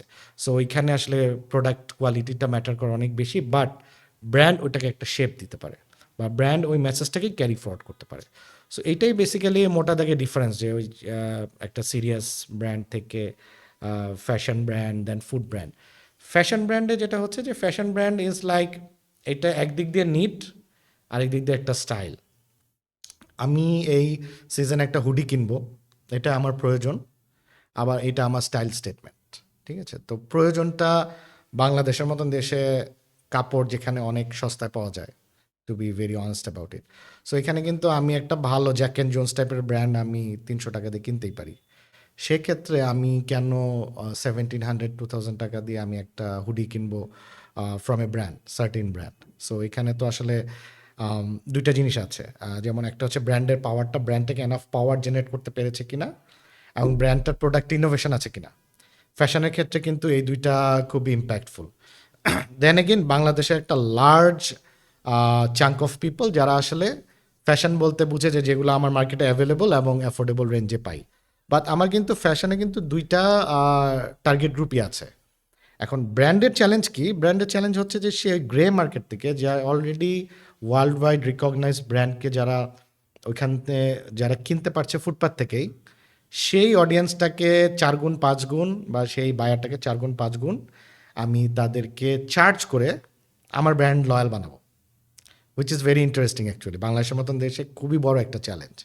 বাট ওই জায়গাটা কিন্তু অনেক ব্র্যান্ড আমি দেখেছি যে ওই ওই চ্যালেঞ্জটা ফেস করেছে, তারা ওইটা ব্রেক করেছে। এবং ব্রেক করে আমি আই হ্যাভ সিন যে বাংলাদেশের মানুষ, যেখানে বঙ্গবাজার থেকে 600 টাকায় খুব ভালো জিন্স কিনতে পাওয়া যায় নেক্সটের বা অন্য কোনো ব্র্যান্ডের, সেখানে কিন্তু মানুষ 3800-4200 টাকা দিয়ে ব্র্যান্ড কিনছে ফর এক্সাম্পল ইনফিনিটি, রিচম্যান বা এই ধরনের আরও নোন ব্র্যান্ড যারা আছে, ইয়েলো, সেলর, হ্যাঁ, তো ওটা কিন্তু কিনছে মানুষ। সো ব্র্যান্ডের পাওয়ারটা কিন্তু তারা জেনারেট করতে পেরেছে এত বড় একটা চ্যালেঞ্জ থাকা সত্ত্বেও, এত বড় একটা গ্রে মার্কেট, এত অ্যাভেলেবিলিটি। সো আমার মনে হয় যে এটা আসলে, এটা আমি কেন বলবো যে সাকসেসফুল একটা এফোর্ট, কারণ হচ্ছে যে ফ্যাশন ব্র্যান্ডগুলো তো কনসিয়াসলি কাজ করে যাচ্ছে। গত 3-4 বছর ধরে আমি দেখেছি যে এক্সট্রাঅর্ডিনারি কিছু ফ্যাশনে কাজ হচ্ছে, যেগুলো ইন্টারন্যাশনাল স্কেলেরই বলা যায়। ইভেন ছোট ছোট ফ্যাশন শোগুলা বা এগুলো কিন্তু অনেক আপলিফটিং হয়েছে। সো ব্র্যান্ডে কাজ করার কিন্তু তারা সেই যে 8-10 গুণ রেভিনিউ এখন নিতে পারছে। ইভেন গ্রে মার্কেট থেকে সোর্স করা একটা জিন্স কিন্তু আজকাল যদি কোনো একটা ব্র্যান্ডেড আউটলেট বা সেমি ব্র্যান্ডেড আউটলেটে সেল হয়, এটা কিন্তু অনেক প্রিমিয়াম চার্জ করতে পারে তারা। সো ওইটা, ওই যে ব্র্যান্ডিংয়ে কাজ করার বেনিফিটটা তারা পাচ্ছে কনস্ট্যান্ট কম্পিটিটিভ মার্কেটে 4-5 বছর ধরে কাজ করার ফলে। এখন কিন্তু ফ্যাশন ব্র্যান্ডগুলা আমি দেখেছি যে আস্তে আস্তে গ্রে মার্কেটটা ছোট হয়ে ঈদের, স্পেশালি ঈদের যদি আমরা ডেটা অ্যানালাইসিস করি, ব্র্যান্ডের মার্কেটটা কিন্তু বড় হচ্ছে। এবং এখনও অনেক ব্র্যান্ডগুলোর এখনও অনেক স্কোপ আছে যে আরও মার্কেট গ্র্যাব করা আছে। এখানে একটা ইন্টারেস্টিং ফ্যাশনের ক্ষেত্রে যেটা হয়, যে ফ্যাশনের ক্ষেত্রে there are national brand and there are local brands. যেমন আমি যদি কুমিল্লায় যাই বা আমি যদি চিটাগংয়ে যাই, দেয়ার আর ফিউ লোকাল ব্র্যান্ডস যারা সবাই চিনে। এই পাশে যদি আমার একটা বড়, খুব বড় ব্র্যান্ডের, ফর এক্সাম্পল সেলর বা এই ধরনের কোনো ব্র্যান্ডের যদি আউটলেট থাকে, এর পাশে কিন্তু ফর এক্সাম্পল আমি নাম বললাম কাজী বা এই ধরনের একটা নামের একটা লোকাল আউটলেট থাকবে যারা লোকাল ব্র্যান্ড, ঠিক আছে? বা আম, আপনি যদি ধরেন মিরপুরে যান, তো মিরপুরে আপনি দেখবেন যে মিস্টার বেকার আছে, যারা খুব ভালো বেকারি, ব্র্যান্ডেড বেকারি, ওদের রিটেল আউটলেটস আছে। পাশেই দেখবেন প্রিন্স আছে, বনলতা আছে, they are local brands, they are also very powerful এবং কম্পিটিটিভ প্রাইসে they can give you best product. So এখানে আসলে তারাও যে অসফল তা তো না, তাদের তো মানুষের ওয়ার্ড অফ মাউথে আছে। মানুষ শপিং করার সময়, আজকে আমি আমার বার্থডে বা আমার বাচ্চার বার্থডে কেক কিনতে গেলে আমি কিন্তু বনলতা বা প্রিন্স, যেটা আমি যদি মিরপুরের অধিবাসী, আমি এখন যেতেই পারি। পাশে হয়তো আরেকটা ব্র্যান্ড আছে সুমিজ হট কেক বা দিস অ্যান্ড দ্যাট, যারা মিস্টার বেকার বা যারা নাম করা আছে, আমি কিন্তু ওইখানে না যে লোকাল ব্র্যান্ডে যেতেই পারি। ওখানে যেটা 1200 টাকা, আমি হয়তো এখানে 800 টাকায় পাবো, same quality of product. So local ব্র্যান্ডরাও কিন্তু সাকসেসফুল, তারা তাদের লোকাল মেথডে সাকসেসফুল। তারা তাদের ওই প্রোডাক্টের কোয়ালিটি ধরে রেখে টুকটাক আউটলেট এক্সপানশন করে, রিসার্চ করে যে না এই জায়গায় ভালো হবে, ওই জায়গায় ভালো হবে, তারাও কিন্তু একটা সাকসেসফুল জায়গা, একটা ব্র্যান্ড ক্রিয়েট করেছে উইদাউট মাচ এফোর্ট, একটা লোকাল কমিউনিটিকে ধরে রেখেছে। সো এই ডাইমেনশনটাও চিন্তা করতে হবে যে ফ্যাশন ব্র্যান্ড একটা তো চলছে পুরো ন্যাশনাল স্কেলে, বড় বড় ব্র্যান্ড, আরেকটা আবার চলছে কিন্তু লোকাল স্কেলে। প্রত্যেকটা, আমি শিওর প্রত্যেকটা জেলায় এরকম 1, 2, 3 আউটলেট আছে যারা আসলে ফ্যাশন ব্র্যান্ড হিসেবে ওই এলাকায় বিখ্যাত। হ্যাঁ, তো এই ধরনের কনজিউমার প্রোডাক্টও তাই আছে।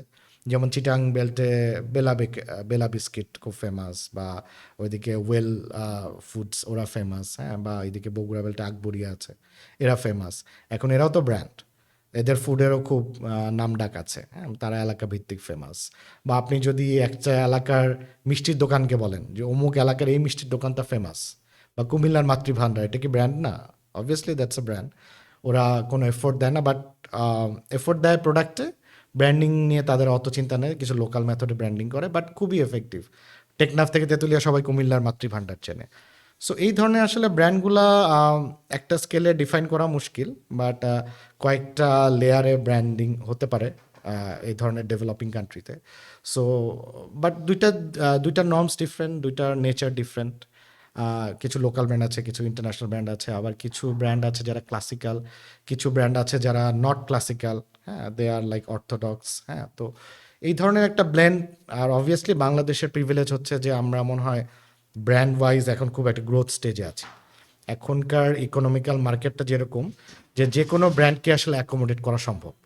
তো এই দিকে বাস্তবতা চিন্তা করলে যে আসলে খুব নাইসলি শেপড, এবং এই ইন্ডাস্ট্রিগুলো এবং আরও I can name few other industry যারা আসলে ব্র্যান্ড ওয়াইজ খুবই সাকসেসফুল, এবং যে যার জায়গা থেকে আসলে কনস্ট্যান্ট গ্রোথের মধ্যেই আছে। ভাই, এই যে আমরা এতক্ষণ কথা বলতেছিলাম ব্র্যান্ড পাওয়ার নিয়ে, ফর এক্সাম্পল আমি যদি ফার্নিচারের কথা চিন্তা করি, আমার মাথায় ফার্স্টেই চলে আসে ওটোবি। আমি যদি সেকেন্ড ফার্নিচারের কথা চিন্তা করি, আমার মাথায় চলে আসে রিগাল ফার্নিচার। এরপর আমি যদি চিন্তা করি, আমার মাথায় থার্ডে আসে আক্তার ফার্নিচার। আমি জানি না এগুলো আমার মাথায় কেন ফার্স্ট সেকেন্ড থার্ড এভাবে আসতেছে, আমি জানি না। এটাই হয়তো ব্র্যান্ডিংয়ের পাওয়ার, যে ওটুবি বেশি কাজ করছে বা ভালো কাজ করছে বা ভালো ব্র্যান্ডিং করছে বলে সে ফার্স্টে আছে। রিগাল হয়তো এর থেকে আরেকটু কম ব্র্যান্ডিং করছে বা কম কাজ করছে, কম এফোর্ট দিছে বলে সে হয়তো আমার সেকেন্ডে আছে, আমি জানি না কেন এটা আমার মাথায় ফার্স্ট সেকেন্ড থার্ডে সাজানো, বাট আনকনশাস মাইন্ড বা কনশাস মাইন্ড যেভাবে বলেন আমি ফার্স্ট সেকেন্ড থার্ড এইভাবে চিন্তা করতে পারতেছি। সো আমাকে একটু বলেন, এই যে ভাই ওটবির কথা আমরা বলি, এই যে ওটবি এই পাওয়ারটা তৈরি করছে, তার ব্র্যান্ডিংয়ের পাওয়ার, যে চিন্তা করলে ফার্নিচার চিন্তা করলে ওটবি সবার আগে চলে আসতেছে, এই ব্র্যান্ড পাওয়ারটা আসলে ভাই ওটবি কিভাবে বিল্ড করছে, এটা আমি আপনার প্রিভিয়াস এক্সপিরিয়েন্স থেকে জানতে চাই। Nice. Otobi is a beautiful example, কারণ অটোবি সম্পর্কে জানতে হলে একটু ইতিহাসও জানতে হবে। তো এটার ফাউন্ডার ছিলেন মিস্টার নিতুন কুন্ডু, যে Bangladesh one of the legend ধরা হয়। চারুকলা ওই ট্র্যাকে পড়াশোনা করা, এবং তিনি নিজের হাতে ফার্নিচার ডিজাইন করতেন। সো উনি আসলে শৈল্পিক অ্যাঙ্গেল থেকে ফার্নিচারগুলোকে বানাতেন, যে কারণে অটোবি ওয়াজ অ্যাহেড অফ টাইম। মানে সময়ের 10 বছর আগে একটা ব্র্যান্ড, যেটা বাংলাদেশ ইকোনমির সাথে যদি আমরা চিন্তা করি, যে ওরা এত আগানো ছিল একটা ব্র্যান্ড ফার্নিচারে, মনোপলিস্টিক, যারা একেবারে একচেটিয়া ব্যবসা করছিল। তো এটার অনেকখানি কারণ হচ্ছে প্রোডাক্ট ইনোভেশন। এবং ইন্টারেস্টিংলি ফার্নিচারটা এমন একটা সেক্টর যেখানে আসলে অনেক বেশি কপি হয়। একজনের ফার্নিচার আরেকজন কপি কপি করে, হ্যাঁ, ইনোভেশনটা এখানে অনেক বড় ফ্যাক্ট। এবং ইনোভেশন আনতে এখানে অনেক রিসার্চ দরকার আছে, অনেক ক্রিয়েটিভিটি দরকার আছে, যেটা আসলে আমাদের দেশে এখনও অত লার্জ স্কেলে হয় না, বাট হয়। তো সেক্ষেত্রে আমার মনে হয় যে উনি যে শৈল্পিক যেই ধারাটা ধরে রেখে ফার্নিচারকে যেভাবে নিয়ে এসেছিলেন উপস্থাপনায়, সেটাই আসলে ওই ব্র্যান্ডটার সবচেয়ে বড় পাওয়ার ছিল। এরপরে ওই সময়কালটা, ওই সময় একটা এরকম ব্র্যান্ড ফার্নিচারে দাঁড়িয়ে যাওয়া বাংলাদেশের ইকোনমিতে, সেটাও একটা ইম্পর্ট্যান্ট ফ্যাক্টর ছিল। তো এখনকার কিন্তু অটোবি একটু স্লো হয়ে যাওয়ার পরে ওদের অ্যাক্টিভিটি বিভিন্ন কারণে, তখন কিন্তু অনেকেই মার্কেটে ঢুকেছে এবং তারাও একটা জায়গা দখল করে নিয়েছে। এখন অটোবির যে ওল্ড ক্লাসিক্যাল ফর্মেট, এখানে আবার একটু প্রোডাক্টটা বোঝার ব্যাপার, কারণ এটা একটু বেশি প্রোডাক্ট সেন্ট্রিক। ব্র্যান্ড পাওয়ারফুল একটা জায়গায় দাঁড়িয়েছে, কারণ ওদের এক্সপোজারটা অনেক আর্লি হয়েছে। ওই সময় মার্কেটে কেউ ছিল না, এবং ওদের এক্সপোজারটা শৈল্পিকভাবে হয়েছে, যে কারণে মানুষের অ্যাটেনশন অনেক তাড়াতাড়ি গ্র্যাব করেছে। বাট ফার্নিচার এখন গ্লোবাল ট্রেন্ড, অটোবির স্টাইলটাই নাই, যে ক্লাসিক্যাল আমি খাট বানাবো, ক্লাসিক্যাল আমি একটা আলমিরা বানাবো, এই স্টাইলটাই নাই। গ্লোবাল ট্রেন্ড হচ্ছে আমি একটু খুব lean and thin and clean furniture বানাবো, যেগুলো সিম্পলিস্টিক, এবং যেগুলো অনেকটা আইকিয়া একটা মডেল আছে, আইকিয়াকে অনেকে একটা আইডিয়াল এখনকার কনটেক্সটে একটা ভালো ব্র্যান্ড ধরে ফার্নিচারের। তো এখন একটা light weight, plain and simple বা হোয়াইট কালারের টেক্সচার, এই ধরনের একটা ট্রেন্ড চলে এসেছে। তো ফার্নিচার ওই জায়গাটায় নাই। বাট এটা আমি যেটা বলবো, যে এটা খুবই একটা প্রোডাক্ট সেন্ট্রিক ইন্ডাস্ট্রি। প্রোডাক্টের কোয়ালিটিটা এখানে ম্যাটার করে সবচেয়ে বেশি, এবং প্রোডাক্টের ইনোভেশনটা খুব ম্যাটার করে এখানে।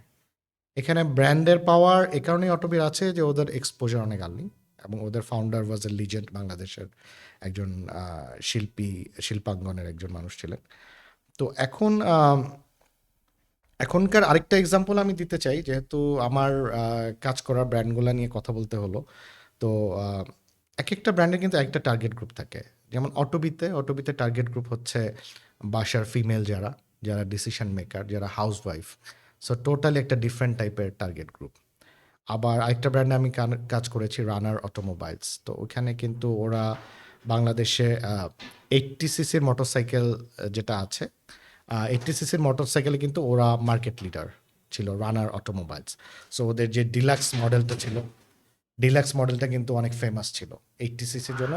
ইভেন হোন্ডা CD8, যেটা অনেক পপুলার মডেল, তাকেও কিন্তু রিপ্লেস করে ফেলতে পারতো রানার। একটা বড় অলমোস্ট মার্কেটে 8 to 10% শেয়ার তারা নিয়ে রেখেছিল উইথ দ্যাট পার্টিকুলার মডেল।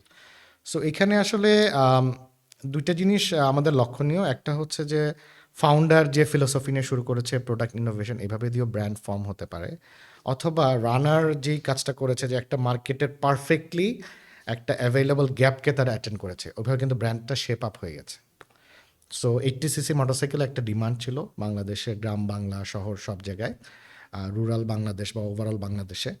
সেই জায়গাটায় হোন্ডা CD8 একটা পার্টিকুলার জায়গা দখল করে রেখেছিল, হোন্ডার একটা ব্র্যান্ড। সেই জায়গাটায় তারা গ্যাপ অ্যানালাইসিস করে প্রাইসটাকে একটু মার্জিনাল করে তারা একটা huge almost 10% of the entire share, motorcycle share, two wheeler শেয়ারের একটা জায়গা দখল করে নিয়েছে। ওই যে গ্যাপটাতে তারা ঢুকে গেল, সেখান থেকে কিন্তু তারা আস্তে আস্তে ব্র্যান্ডটাকে পরিচিত করা শুরু করেছে। সেখান থেকে ফ্যাক্টরি সেট আপ করা, তারপরে আস্তে আস্তে একটা অ্যাসেম্বলিং ফ্যাক্টরি থেকে একটা ম্যানুফ্যাকচারিং ফ্যাক্টরির দিকে টার্ন করা। আস্তে আস্তে প্রোডাক্ট লাইন এক্সটেনশন করা, একটু হাই এন্ড মোটরসাইকেলের দিকে যাওয়া, বাট তাদের ব্র্যান্ডটা কিন্তু বিল্ড হয়েছে ওই গ্যাপ, ওই অপরচুনিটিটাকে কেন্দ্র করে। সো এখানে ওদের এক্সাম্পলটাও interesting. So brand not necessarily product innovation দিয়েও একটা ব্র্যান্ড গ্রোথ হয়ে যেতে পারে, একটা ফাউন্ডারের ইমেজ দিয়েও গ্রোথটা হতে পারে, অথবা একটা পার্টিকুলার জনরা ধরে রেখে মানুষের কাছে পরিচিত হয়ে ওইখান থেকে ব্র্যান্ডটা আস্তে আস্তে আস্তে আস্তে তার খোলস থেকে বের হয়ে একটা পরিপূর্ণ ব্র্যান্ডে দ্বারা হতে পারে। সো এই দুইটা এক্সাম্পল খুবই ইন্টারেস্টিং। সো আমরা যেটা মনে করি যে ব্র্যান্ডটাকে একেবারে বিল্ড করতেই হবে নিজেরা প্ল্যান করে, it should B A plan journey, not necessarily প্রোডাক্টটা বা অ্যাকসেপ্টেবিলিটি ক্রিয়েট হয়ে গেলে ওই ব্র্যান্ডটাকে কিন্তু ওইভাবেই আস্তে আস্তে এক্সপানশন করে শেপ আপ করা সম্ভব। এই দুটো এক্সাম্পল থেকে হয়তো বোঝা যাচ্ছে। ভাই আপনারা তো ব্র্যান্ডিং নিয়ে কাজ করতেছেন, বাংলাদেশে আরও অসংখ্য মানুষ ব্র্যান্ডিং নিয়ে কাজ করতেছে। বাংলাদেশে অনেক বড় বড় ব্র্যান্ডও কিন্তু আছে, মানে আমাদের লোকালি কিন্তু অনেক বড় বড় ব্র্যান্ড, আমাদের স্টাবলিশড ব্র্যান্ড আছে। বাট আমার না একটা দিন শেষে আফসোস আছে, আফসোস হচ্ছে কি গ্লোবালি আমাদের কোনো ব্র্যান্ড আসলে নাই ভাই।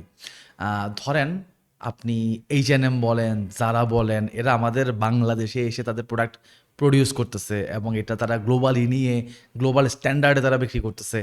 সো মানে আমাদের তো ক্যাপাসিটি আছে, ব্র্যান্ডের প্রোডাক্ট বানানোর ক্যাপাসিটি আমাদের আছে, কিন্তু সামহাও ব্র্যান্ড বিল্ড করার ক্যাপাসিটি আমাদের নাই, এটা আমার কাছে মনে হয়েছে, বা এটা আমার একটা আফসোস। সো গ্লোবালি এমন কি জিনিস আমাদের মিসিং, বা এমন কি কোন ক্যাপাসিটি আমাদের নাই যেটা কারণে আমরা গ্লোবালি যাইতে পারতেছি না? আমার কাছে মনে হয় যে আমরা অনেক প্রোডাক্ট নিয়ে গ্লোবাল যাচ্ছি, যেমন ওষুধ নিয়ে যাচ্ছি বা প্রাণের কিছু প্রাণ অনেক দেশে যাচ্ছে তাদের বিভিন্ন প্রোডাক্ট নিয়ে। বাট আমরা আসলে আমাদের যে স্ট্রেংথের জায়গা, যদি আমরা আমরা সবসময় গার্মেন্টস ওরিয়েন্টেড ওই জায়গাটাই চলে যাই ঘুরে ফিরে। বাট আমরা যদি আসলে আমাদের স্ট্রেংথের জায়গা, ফর এক্সাম্পল জুট নিয়ে কিন্তু কোনো ভালো ব্র্যান্ড নাই। সো বাংলাদেশের মতন একটা দেশ হয়তো জুট নিয়ে একটা ব্র্যান্ড গ্লোবাল স্কেলে যেতেই পারতো, বাট ওইখানে যেটা করা হচ্ছে যে সব কিছুই আমরা চিন্তা ভাবনা করে ফেলছি এক্সপোর্ট ওরিয়েন্টেড প্রথমেই, যে আমরা আসলে লোকাল মার্কেটকে ফিট করব না, আমরা আগে এক্সপোর্টে চলে যাব, কারণ এক্সপোর্টে গেলে আমার ডলারে ইনকাম হবে। বাট আমিও পুরো সিস্টেমকে প্রশ্নটা করতে চাই যে কেন আজ পর্যন্ত আসলে জুট নিয়ে কোনো ব্র্যান্ড হলো না। সো আমাদের দেশে যদি জুট নিয়ে একটা ব্র্যান্ড হতো, আমি যদি এখন এই মুহূর্তে বা আপনি যদি এটার নাম নিতে পারতেন যে না এরকম একটা ব্র্যান্ড আছে যে জুট প্রোডাক্টস করে, কেন হবে না? তার মানে আমরা কি ব্র্যান্ড সেন্ট্রিক চিন্তাই করছি না, আমরা চিন্তা করছি এক্সপোর্ট সেন্ট্রিক। সো এখানে কিন্তু চিন্তা ভাবনার সীমাবদ্ধতা অনেক বড় একটা ফ্যাক্টর। সো এখানে আমি সব কিছুকে আমরা বলতে পারি না যে আসলে পার্টিকুলার কোনো গোষ্ঠী বা পার্টিকুলার কোনো সম্প্রদায়কে আমরা আসলে যে ব্যবসায়ী সম্প্রদায় এদেরকে আমরা বলতে পারি না যে তারা কেন করছে না। বাট ওভারঅল আমাদের মাইন্ডসেট হচ্ছে আমরা হয়তো এখানে সরকারের অনেক নীতি নির্ধারক তাদের পলিসিগুলো ইম্পর্ট্যান্ট, সেটা হয়তো তাদের জন্য সহায়ক কিনা, একটা ব্র্যান্ডের জন্য সহায়ক কিনা। যেমন আমি যদি 3-4 বছর আগের আমার এক্সপিরিয়েন্স বলি, যে যেটা থেকে আমি আসলে আমার একটা গবেষণা করার ইচ্ছা এখন করেও যাচ্ছি এখনও, যে আমরা যখন নেপালে রানার অটোমোবাইলের মোটরসাইকেলগুলো এক্সপোর্ট করা শুরু হলো, প্রথম লটটা যখন গেল, প্রথম চাঙ্কে গেল, তখন কিন্তু আমরা ওখানে যে, কারণ ওখানে ওই সিসির এম্বার্গোটা ছিল না যে একটা 150 সিসির উপরে চালাতে পারবেন এই ধরনের, নেপাল ইজ ওপেন। সো এখানে কিন্তু সুজুকি ইয়ামাহার হাই এন্ড মোটরসাইকেলগুলো চলে। তো সেখানে কিন্তু আমরা যখন রানার গেলাম, আমাদের একটা সিসি লিমিটেশন, কারণ আমরা প্রডিউসই করি কম সিসি, তো তখন যেয়ে কিন্তু আমরা ওখানে কম্পিট করতে আমাদের কষ্ট হয়েছে, এটা ক্রিয়েট করতে কষ্ট হয়েছে, হয়তো প্রাইস দিয়ে আমাদেরকে জায়গা করে নিতে হয়েছে। তো সেই ক্ষেত্রে আমার মনে হয় যে বিটস অ্যান্ড পিসেসে অনেক এফোর্ট হচ্ছে, এবং হয়তো রাইট ইন্ডাস্ট্রিটা আমরা এখনও ব্র্যান্ড হিসাবে ফোকাস করার চেষ্টা করছি না।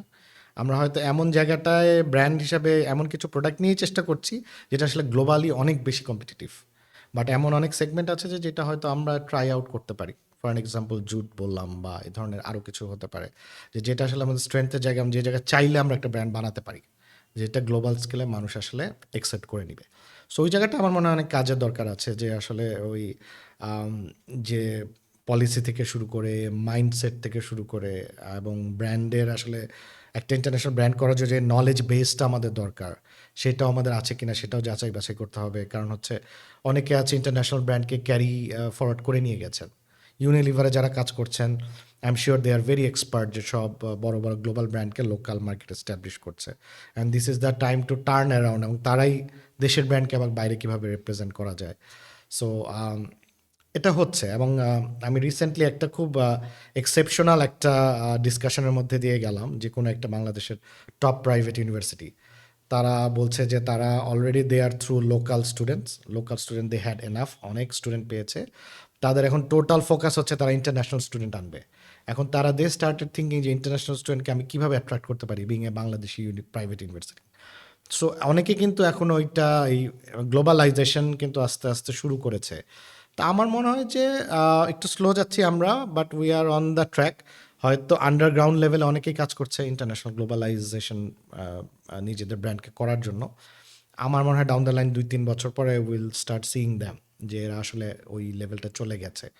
সো কাজ হচ্ছে of and on as far as I know. এবং আই এম শিওর যে কিছু লোকাল ব্র্যান্ড এখন এক্সপোর্ট করা শুরু করেছে। দুবাইয়ে অনেক ফ্যাশন ব্র্যান্ড ওদের আউটলেট খুলেছে এবং ওরা আস্তে আস্তে গ্লোবাল সেন্ট্রিক চিন্তা ভাবনা করছে।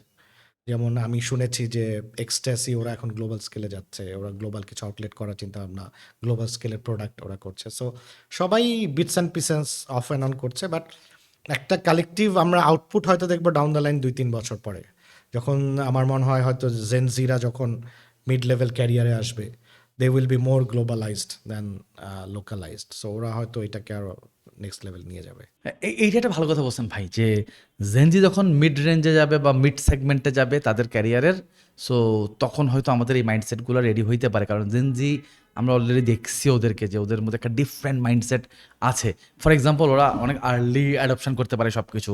ধরেন আমি আমার ক্যারিয়ারে হয়তো আমি যখন ক্যারিয়ার না অ্যাকচুয়ালি আমি যখন আমার লাইফে আমি ক্লাস 10 পাস করার পর আমি প্রথম কম্পিউটার দেখছি, অথবা ক্লাস 9 পাস করার পর কিছু একটা।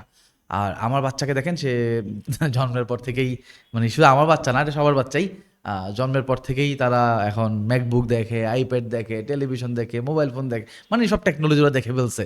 সো আর্লি অ্যাডপ্টার আর কি ওরা। সো আরেকটা জিনিস ভাই, সেটা হচ্ছে আমি জাস্ট অবজার্ভ করছি আর কি গত কয়েকটা বছর, যে কেন যেন সবগুলো ব্র্যান্ড আস্তে আস্তে মিনিমাল হচ্ছে। ধরেন আমরা গ্রামীণ ফোনের আগের লোগো দেখছি, এখন তারা মিনিমাল লোগোতে চলে আসছে। ভেরি রিসেন্টলি বাঙালিং মিনিমাল লোগোতে চলে আসছে। এরকম ইন্টারন্যাশনালি আমরা অনেক লোগো দেখছি যারা মানে একটু হেভি লোগো থেকে একটু মিনিমাল লোগোর দিকে আসতেছে, বা একটু মিনিমাল চিন্তা ভাবনা করতেছে। সো এইটার পেছনে আসলে কনসেপ্টটা কি ভাই, কি কাজ করে, মানে কোন সাইকোলজি কাজ করতেছে? এই ট্রেন্ডটা আসলে শুরু হয়েছে বেশ আগেই শুরু হয়েছে। বেসিক্যালি লেআউট আমরা গ্লোবাল স্কেলে দেখা শুরু করেছি আরও 3-4 বছর আগে, যে আসলে মিনিমালিস্টিক ডিজাইনের একটা জয় জয়কার। মিনিমালিস্টিক ডিজাইন, যে ফর এক্সাম্পল একটা বড় লেআউট, ওখানে একটা ডট, এইটাই একটা লেআউট হয়ে যাচ্ছে এখন, যেটা হয়তো আগে পসিবল ছিল না। আগে ছিল কালারফুল, অনেক এলিমেন্টস থাকবে। সো ওইটারই একটা ধারাবাহিকতায় আমার মনে হয় ডিজাইনের শিফটটা তো আর একদিন 2 দিনে হয় না। ওইটা হয়তো বটম লেভেল থেকে শুরু হয়েছে, এক্সপেরিমেন্ট করতে করতে করতে করতে একটা ম্যাচিউর স্টেজে এসে হয়তো সবাই রিয়েলাইজ করেছে যে এটা আসলে সিম্পলিস্টিক ডিজাইনই হয়তো মানুষ অ্যাকসেপ্ট করে। সো এটা আসলে একটা ধারাবাহিকতায়। আমি খুব recent example obviously Bangla link, এইটাকে আবার অনেকে বলতেছে অমুকের লোগোর মতন হয়েছে, তমুকের লোগোর মতো, এটা নিয়ে অনেক ডিসকাশন আছে। বা পাঠাবের নতুন লোগোটা অনেকে বলতেছে পিন্টারেস্টের লোগোর মতন হয়েছে, দিস অ্যান্ড দ্যাট, এগুলো ডিসকাশন আছে। বাট ডাজন্ট ম্যাটার, কারণ বাংলাদেশের মানুষের কাছে তো এস্টাবলিশ হবে, যেহেতু লোকাল ব্র্যান্ড এস্টাবলিশ হবে তো ওই লোগোটা হিসাবেই। ওরা গ্লোবাল কার সাথে মিল আছে দে আর নট বদার্ড। হ্যাঁ, অনেকে ওই যে বিঞ্জের লোগোর সাথে বাংলা লিঙ্কের লোগোর মিল আছে বলছে। তো এগুলো আমার মনে হয় যে একটা অনেক দিন ধরেই স্পেশালি এরকম টাইপোগ্রাফি টাইপোগ্রাফি মার্কা একটা লোগোর একটা ট্রেন্ড ছিল।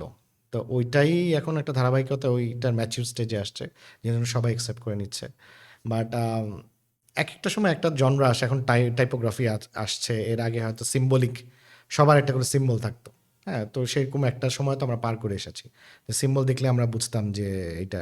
এখন আবার টাইপোগ্রাফি, একটা লেটার দিয়ে, লেটারের মধ্যে কোনো একটা মেসেজ বা কিছু। তো এটা ওই ডিজাইনের যেটা ধারাবাহিকতা, এটা সময়েরও একটা ফ্যাক্টর। মানুষের হাতে সময় কম, মানুষ বেশি নয়েজ, বেশি ঝামেলা পছন্দ করে না। মানুষ সিম্পলভাবে দেখতে চায় সব কিছুকে। আবার ওই নতুন করে একটু বাজ ক্রিয়েট করা। হ্যাঁ, বাংলা লিঙ্কে সবসময় বাংলা লিঙ্ক লেখা দেখে আসছে বড় কমলার মধ্যে, এখন মানুষ ওইটাকে হয়তো পারসিভ করবে যে না, এই ব্র্যান্ডটা মডার্নাইজ হয়েছে। তো এই ধরনের একটা ফিলোসফি থেকেই করেছে, সবাই তাই করছে আই বিলিভ। তো এটা it's part of the journey, brand journey. আমার মনে হয় এটা এখনকার এটা ট্রেন্ড, আবার এটা হয়তো থাকবে না। হয়তো আবার 5 বছর পরে হয়তো ডিফারেন্ট একটা ডাইমেনশনে চলে যাবে সবাই। তো এইটা তো একটা নোন শিফট হচ্ছিল। যেমন ইউসিবি ব্যাংকের লোগো যদি আপনি দেখেন, ইউসিবি ব্যাংকের দেখবেন যে দের ইজ এ হ্যান্ডশেক থিং। লোগোটা সিম্বল, তখন আবার সিম্বল বেস ছিল। বা সিটি ব্যাংকের দেখলে আপনি দেখবেন যে একটা কাইট অথবা একটা এরকম রেসিং ফ্ল্যাগের মতন একটা, হ্যাঁ, বা চেস বোর্ডের মতন একটা ফ্লেভার ওদের লোগোর মধ্যে। তখন একটা সিম্বলিকের জামানা ছিল, এখন চলে আসছে টাইপোগ্রাফির জামানা। এরকম জাস্ট এটা একটা শিফট ট্রেন্ড আমি বলবো।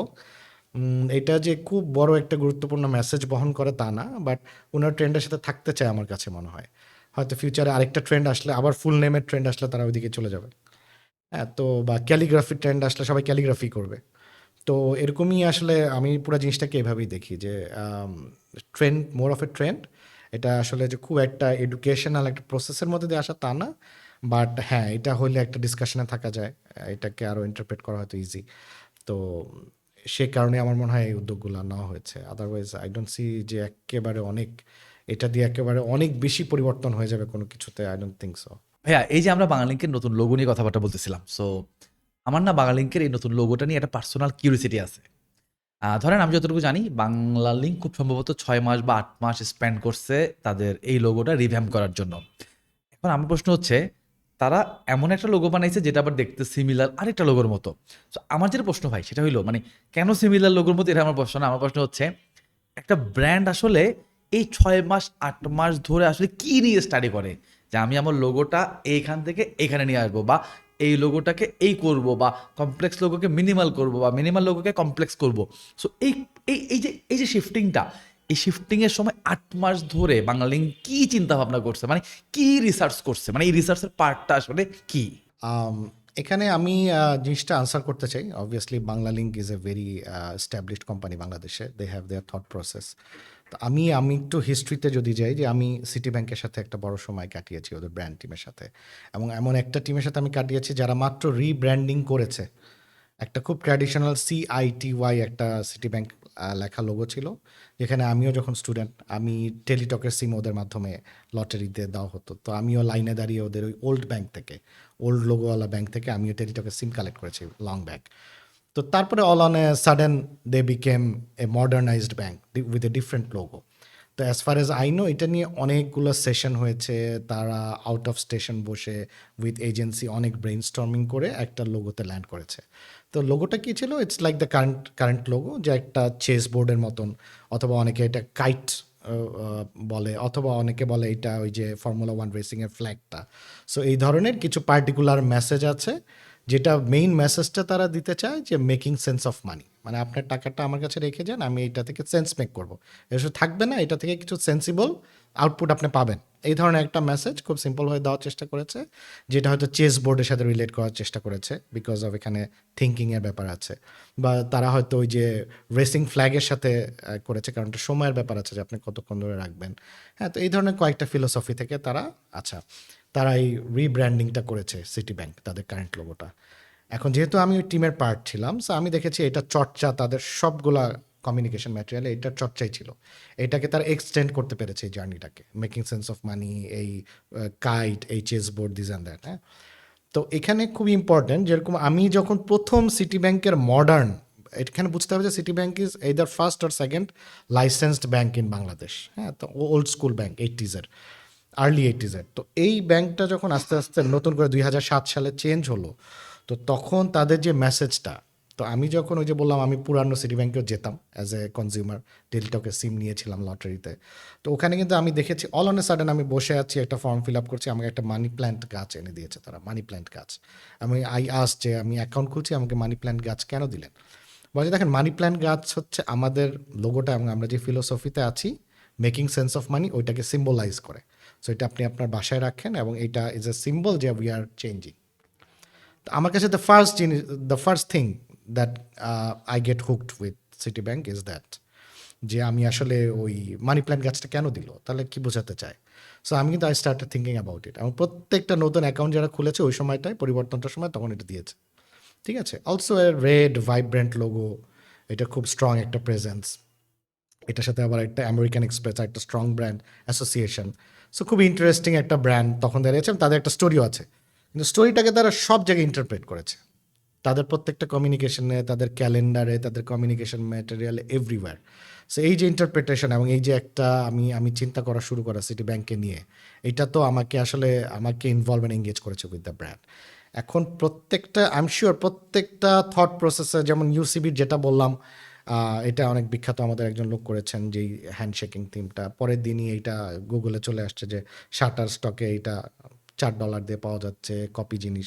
তো এই আলোচনাটা সবসময় থাকবে। আমার কাছে ইম্পর্টেন্ট হচ্ছে যেই প্ল্যানটা, যে জার্নিটা নিয়ে তারা আসলে এই লোগোটা রিফর্ম করেছে, সেইটাকে তারা আসলে ইন্টারপ্রেট করে আপনার কাছে পৌঁছেছে কিনা বা আমার কাছে পৌঁছেছে কিনা, তো সেটা কি হচ্ছে কিনা। তো বাংলা লিঙ্কে আমি আই এম নট শিওর, আমার কাছে এখনো পৌঁছায়নি, আমি জানি না আপনার কাছে পৌঁছেছে কিনা, যে হোয়াট ইজ দ্য ফিলসফি, ওরা স্টোরি টেলিংটা ফিলসফিটা বলতে পেরেছে কিনা। হয়তো আমি আপনার টিজি না, আমি জিপি ইউজার, বা আপনি হয়তো আমরা ওইদিকে হয়তো ফোকাসই নাই, ওরা আমাদেরকে টার্গেটও করে না, বাট যে ইন্টেন্ডেড, যে টার্গেটেড, সে obviously there is a story, সেটা কপি হোক রিয়েল হোক হোয়াট এভার ইট ইজ, এটা একটা স্টোরি তো অবশ্যই আছে। হ্যাঁ, আই বিলিভ যে সেটা তার একটা স্টোরি নিয়েই, ওই রিসার্চটা স্টোরি নিয়েই করেছে। তো আই বিলিভ যে সিটি ব্যাংকে যে ওই যে আউটডোর সেশন হয়েছে, অনেক ব্রেইন স্টর্মিং হয়েছে, ওইখান থেকে একটা গ্যাপ অ্যানালাইসিস করে, একটা স্ট্রেংথ অ্যানালাইসিস করে তারা একটা জায়গায় লোগোটাকে লঞ্চ করেছে। এরকম আই বিলিভ যে বাংলা লিঙ্ক, বাট ওই স্টোরিটা আসলে পারফেক্ট মানুষের কাছে পৌঁছেছে কিনা এবং সে বুঝতে পারছে কিনা দিস ইজ দ্য স্টোরি, এটা আমার কাছে more important rather than having ওইটা নিয়ে ডিসকাশন, ওই পার্টিকুলার একটা element part of the journey. But যদি স্টোরি টেলিং হয়ে যায় দ্যাটস ফাইন। যদি ইভেন পৃথিবীর অনেক লোকই তো অনেক লোকের সাথে মিলে যায়, হ্যাঁ, ইটস নট, এটা গ্লোবালিও ইভেন ইউনো যে design industry works like that, আমরা 10টা রেফারেন্স দেখে উই ক্রিয়েট ওয়ান রেফারেন্স। ও থ্যাংক ইউ ভাই। So basically Banglalink actually কী করছে বা তার লোগোকে সে কীভাবে কী করছে এটা জানার ইচ্ছা আমার ছিল না। আমার মেনলি যেটা জানার ইচ্ছা ছিল যে একটা লোগো যখন শিফট হয় বা এক জায়গা থেকে আরেক জায়গায় একটা লোগো মানে এক স্টেজ থেকে আরেকটা স্টেজে যায়, তখন ওই ব্র্যান্ডের থট প্রসেসগুলো আসলে কী থাকে। একটা খুব সুন্দর এক্সাম্পল আমি দিতে পারি, even better than city bank, যেটা আমি the brand I am working right now, Canadian university of Bangladesh. তো 2015 সালে যখন এরা ডিসাইড করলো যে এরা একটা ব্র্যান্ড করবে বাংলাদেশে, ইউনিভার্সিটি যারা নর্থ সাউথ এআইবি আইইউবির মতনই হবে, একটু প্রিমিয়াম টাইপের ব্র্যান্ড, তো এই ইউনিভার্সিটি বাংলাদেশে করতে চায়। তো 2015 সালে আমরা কোনো রেফারেন্স পেতাম না যে আসলে একটা এতগুলো ইউনিভার্সিটি আছে, তো আমরা নতুন একটা ইউনিভার্সিটি কী দিতে পারে, ইউনিভার্সিটি তো পড়াবে, একটা ক্যাম্পাস থাকবে, দিস অ্যান্ড দ্যাট, এইটাই তো প্রাইভেট ইউনিভার্সিটি, টাকা নিবে, এইটাই তো কনসেপ্ট। তো এটা নিয়ে আমি একটা সার্ভে করলাম যে I wanted to be in a structured way, আমি শুরু করেছিলাম। তো সবগুলো টপ ইউনিভার্সিটিতে সার্ভে করার পরে আমরা ইন্টারেস্টিংলি, ধরেন আপনি যদি মনে করেন যে আপনি বলেন যে আপনি ধরেন একটা ইউনিভার্সিটি আপনি ভর্তি হতে চান, তা আমাদের ধারণা যে 19-20 বছরের একটা ছেলে বা মেয়ে কী চিন্তা করে, সো ইউ উইল থিঙ্ক যে পড়াশোনার স্ট্যান্ডার্ড কীরকম, চাকরিকে পাবো কিনা, টিচারগুলো কীরকম। But surprisingly this is not the fact. আমরা যখন ওদের ক্যাম্পাসে গিয়েছি, 18-19 বছরের একটা ছেলে খুব ইম্পালসিভ, তারা কিন্তু এই গভীর এই যে গুরুত্বপূর্ণ জিনিস নিয়ে তারা ডিসিশন নেয় না, হ্যাঁ, এবং দে আর অলসো ইন্ডিপেন্ডেন্ট। তারা প্রাইভেট ইউনিভার্সিটিতে যারা পড়ে তারা তাদের অপিনিয়ন আছে স্ট্রং, কারণ বাবা মারা এই প্রাইভেট ইউনিভার্সিটি সম্পর্কে এত কিছু জানে না, বাট দে হ্যাভ নলেজ, ফ্রেন্ডরা কোথায় ভর্তি হয়েছে, কোথায় ভালো, দিস অ্যান্ড দ্যাট, সো ওরা ভর্তি হতে চায়। তো ওদের একটা পারসেপশন আছে, ক্লিয়ার পারসেপশন। আর আমরা যখন ওদের ক্যান্টিনে যে বা লবিতে ওদের সার্ভে করেছি 10টা কোশ্চেন নিয়ে যে যেটা আমাদের স্ট্রাকচারাল মেথড, যেভাবে রিসার্চ হওয়া উচিত, তা আমরা পেয়েছি যে ওদের জন্য ইন্টারেস্টিং হচ্ছে জিম আছে কিনা, প্রেয়ার রুম আছে কিনা, মেয়েদের কমন রুম আছে কিনা, ক্যান্টিনটা কত ভালো, ঠিক আছে, তো ওয়াশরুম ক্লিন কিনা। এখন এটা তো আমাদের পারসেপশনেই ছিল না, আমরা এটা চিন্তা করি নাই যে আমরা তো এর বেসিসে একটা ইউনিভার্সিটি করব, কিন্তু আমার যে টার্গেট গ্রুপ ও তো এইভাবে চিন্তা করছে, আপনি তো ওকে ডিনাই করে যেতে পারবেন না, ওর যে ফান বা ওর যে ইউথফুলনেস আমরা তো এটাকে ডিনাই করতে পারবো না, কারণ দিন শেষে সে একটা স্ট্রং পার্সন। অনেক সময় বাবা মা ডিসিশন নেয়, বাট প্রাইভেট ইউনিভার্সিটিতে বাবা মারা অত ওরা জানেও না যে এত ভালো, এটা ভালো, এটা ভালো, ওনারা এত নলেজ রাখেন না, কারণ এটা তো চেঞ্জ হয় ডাইনামিক্স। তো ওদের এই যে ইনসাইটগুলো যখন পেলাম, তখন ওদেরকে আমরা ইনভাইট করেছিলাম for a focus group discussion, 10 জনকে, এবং নট অনলি স্টুডেন্টস, আমরা প্রাইভেট ইউনিভার্সিটি টিচারকে এনেছিলাম, এরকম র্যান্ডম কিছু রেলেভেন্ট লোককে এনেছিলাম। তো ওইটা থেকে আমরা আরও কিছু ইনসাইট পেলাম যে না, আসলেই ওরা এইভাবেই চিন্তা করতেছে। তো এরপরে আমরা একটা ডে লং সেশন করলাম। এই সময় আবার ইউনিভার্সিটি গভর্নিং বডি যারা আছে, ইউজিসি, আরও বড় কলেবরে ক্যানাডিয়ান ইউনিভার্সিটি যেহেতু নাম, এম্বাসি থেকে 2জন লোককে ডাকলাম যে ক্যানাডিয়ান স্ট্যান্ডার্ড এডুকেশন, আমরা একটা ডে লং সেশন করলাম, we name that disruption session. ওই সেশন থেকে আমরা দেখলাম, আমরা যখন চক আউট করলাম বিভিন্ন এক্সারসাইজ বিভিন্ন কিছুর মাধ্যমে, আমরা দেখলাম যে বাংলাদেশের পড়াশোনায় ওই মুহূর্তে 2015-16 সালের প্রেক্ষাপটে সবাই বলছে একটা জিনিসের অভাব, সেটা হচ্ছে ইন্সপিরেশন। পড়ালেখায় কোনো ইন্সপিরেশন নেই, অনুপ্রেরণা নাই। তারা পড়ার জন্য পড়তে হয়, সার্টিফিকেটের জন্য পড়তে হয়, কিন্তু তার মন থেকে পড়াটা ভাল লাগে না, বা তার মন থেকে ইউনিভার্সিটিতে আসতে ইচ্ছা করে না। ঠিক আছে, এটা একটা ডাইমেনশন আমরা পেলাম। হোয়াট এলস, আবার কিছু এক্সারসাইজ করলাম ডে লং সেশনে। আমরা পেলাম যে এদেশে পড়াশোনার সাথে বাস্তব চাকরি জীবনের বা জব মার্কেটের কোনো অ্যালাইনমেন্ট নেই। আমরা পড়তেছি একটা জিনিস, এবং যেটা আমরা মার্কেটে যে করতে হচ্ছে আরেকটা জিনিস। সো তার মানে এখানকার পড়াশোনাটা অ্যাপ্লিকেশন বেস না। অ্যাপ্লিকেশন বেসড পড়াশোনা সবাই চায়। স্টুডেন্টরা চায় অ্যাপ্লিকেশন বেস, আমি এমন পড়াশোনা করবো যেটা আমার জবে কাজে আসবে। তো সেক্ষেত্রে আমরা দুইটা কিন্তু কিওয়ার্ড পেয়ে গেলাম, inspiration, application, and knowledge. Obviously যেহেতু university, knowledge is the bottom line, knowledge তো থাকতেই হবে। সো আমরা কিন্তু একটা ট্যাগ লাইন দিলাম, ইন্সপায়ারিং অ্যাপ্লাইড নলেজ। ঠিক আছে, তো অনুপ্রেরণামূলক ব্যবহারিক শিক্ষা, যেটা বাংলাদেশে ক্লিয়ার একটা অভাব। আমরা কিন্তু সেই 2015-16 সালে ওই ফিলসফি থেকে ব্র্যান্ডটাকে বিল্ড করেছি, এবং ওইটা বিভিন্ন ঘাত প্রতিঘাত, উত্থান পতনের মধ্যে দিয়ে ব্র্যান্ডটা এসেছে। বাট ব্র্যান্ডের স্ট্রেংথটা আছে, কারণ এটা একটা ওয়েল থট ব্র্যান্ড, স্ট্রেংথটা রয়ে গেছে। তো আমরা আবার আমার আরও বিভিন্ন অ্যাসাইনমেন্টের কারণে আমি আরও 7-8 বছর বিভিন্ন জব টপ করে আমি আবার ডিসাইডেড, যেহেতু একাডেমিক ট্র্যাকে আমার একটা ইচ্ছা, আগ্রহ, ইন্টারেস্ট আছে, I got back to the brand. আমি দেখলাম যে বেসিকটা ঠিক আছে, কিছু জায়গায় ডাইভার্সন হয়ে গেছে। সো প্রথম কাজ আমার গত 1 বছর যেটা ছিল, যে আমি আবার অ্যালাইনমেন্ট এনেছি, যে না, আমরা এই জায়গায় ছিলাম, আমরা এই জায়গায় থাকবো, মানুষ আমাদেরকে এইভাবে দেখতে পছন্দ করে, আমরা এইভাবে থাকতে চাই। So এটা নিয়ে যখন আবার কাজ করলাম, আবার যখন রিঅ্যালাইনমেন্ট করে দিলাম 10 বছর পরে এসে, আলহামদুলিল্লাহ we are getting beautiful results. এবং আমাদের প্রত্যেকটা কাজে আমরা এটার আই মেড শিওর যে আমাদের ব্র্যান্ড যেটা আমরা আগে বলতে চেয়েছি, আমরা ওইটা এখনও বলে যাচ্ছি, এই জিনিসটা মেসেজটা ক্লিয়ার করা। সো এরকম যদি সিম্পলিস্টিকভাবে যে কোনো ব্র্যান্ডই চিন্তা করে যে আমরা মার্কেট গ্যাপ অ্যানালাইসিস করে আমি কোন জায়গায় ফিট ইন হবো, সেই জায়গাটাকে আইডেন্টিফাই করে আমি আস্তে আস্তে আমার জায়গাটা আমি বানাবো, এবং ওইটা আমি একটা দীর্ঘ সময় ধরে রাখবো। অ্যালাইনমেন্ট যদি চেঞ্জ হয়ে যায়, আবার আমি অ্যালাইনমেন্ট আনবো। সো এই জায়গাগুলো একটা বড় গ্যাপ আছে। আরেকটা জিনিস, যেটা রেলেভেন্ট ডিসকাশন, যদি আমি ধরে নিই যে পাশাপাশি দুইটা শপ, একই মডেলের, তারা জিনিসপত্র বিক্রি করছে, একই সেগমেন্টের। তো একটা জায়গায় তাদের মূলধন অনেক বেশি, ফর এক্সাম্পল তার কাছে 1 কোটি টাকার প্রোডাক্ট আছে, আর পাশাপাশি আরেকটা আউটলেট যে একই প্রোডাক্ট বিক্রি করে, তার কাছে আছে 20 লাখ টাকার প্রোডাক্ট। সো দুজন কিন্তু দুইজনের ব্র্যান্ড দুইভাবে এস্টাবলিশ করতে পারে। একটা হচ্ছে সে এস্টাবলিশ করবে যে সে তার রেঞ্জ অনেক হাই, আপনি আমার কাছে আসেন, আপনি আমার কাছে যে কোনো কিছু পাবেন।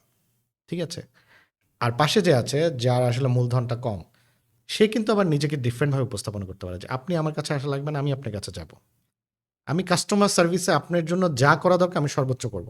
আমি জানি আমার লিমিটেশন হচ্ছে যে আমার মূলধন কম, আমার range com, but I can overcome with extensive customer service, extensive good behaviour. ঠিক আছে, তো দুইটাই কিন্তু দুইভাবে নিজের ব্র্যান্ডকে এস্টাবলিশ করতে পারে। ও যদি চায় ও ওইভাবে ওর রেঞ্জটাকে সেল করতে পারে, ওর ব্র্যান্ডটাকে ওইভাবে পজিশনিং করবে। ও যদি চায় যে আমি লিমিটেড রিসোর্সে আমি ম্যাক্সিমাম আউটপুট দিচ্ছি, এটা আমার একটা, আপনি যেভাবেই হোক I will make you happy. ঠিক আছে, আমি আপনাকে সর্বোচ্চ অ্যাটেনশন দিচ্ছি। সো ব্র্যান্ড কিন্তু দুইভাবেই দাঁড়াতে পারে, সেও একটা ব্র্যান্ড হিসেবে দাঁড়াতে পারে। সো এটা আসলে কেস টু কেস ভ্যারি করবে, যে ব্র্যান্ড আসলে কে কীভাবে কোন জায়গাটায় নিজেকে আইডেন্টিফাই করে কোন মেসেজ নিয়ে সে তার জায়গাটা পেনিট্রেট করে যাবে। তো এরকম একটা example, can university is a good example, so it's city bank. তো আমার মনে হয় যে এইভাবে যদি কোনো ব্র্যান্ড তার জার্নি ধরে রাখতে পারে, প্রথমে একটা রিসার্চের মাধ্যমে একটা জায়গা আইডেন্টিফাই করে, একটা কোর মেসেজের মাধ্যমে সে একেবারে এন্ড জার্নি তার হয়ে গেল, যে একেবারে আমি আমার জার্নিটাকে ধরে রাখলাম, এবং প্রত্যেকটা জায়গায় আমি রিফ্লেকশন দিলাম of what I am trying to tell. প্রত্যেকটা জায়গায় আমার যেখানে যেখানে আমার দেখানো সম্ভব আমাকে, আমি প্রত্যেকটা জায়গায় ওই মেসেজটাকে কনভে করলাম। সো এই জায়গাটা অনেক সময় মিসিং হয়ে যায়, আমরা একটা রুট থেকে শুরু করি, আরেকটা রুটে চলে যাই। একবার বলছি দূরত্ব যতই হোক কাছে থাকুন, আবার বলছি চলো বহু দূর। তো এটা কনটেক্সটের উপর ডিপেন্ড করে। এখন চাচ্ছি আমি যে হয়তো আমার নেটওয়ার্কে ফোকাস দিতে, হ্যাঁ, তো এই ধরনের, আবার আরেকটা সময় চাচ্ছি ইন্টারনেটকে ফোকাস দিতে। সো আমার ওয়াইড নেটওয়ার্ক এক সময় দিচ্ছি, আবার আরেকটা সময় ইন্টারনেট। এটা তো আপনারা দেখেছেন এক্সাম্পল, গ্রামীণ ফোন যেটা করেছে। সো এইভাবেও হতে পারে, এক এক সময় এক একটা মেসেজও হতে পারে, সম্পূর্ণ অপোজিট মেসেজও হতে পারে, কনটেক্সটের উপর ডিপেন্ড করবে।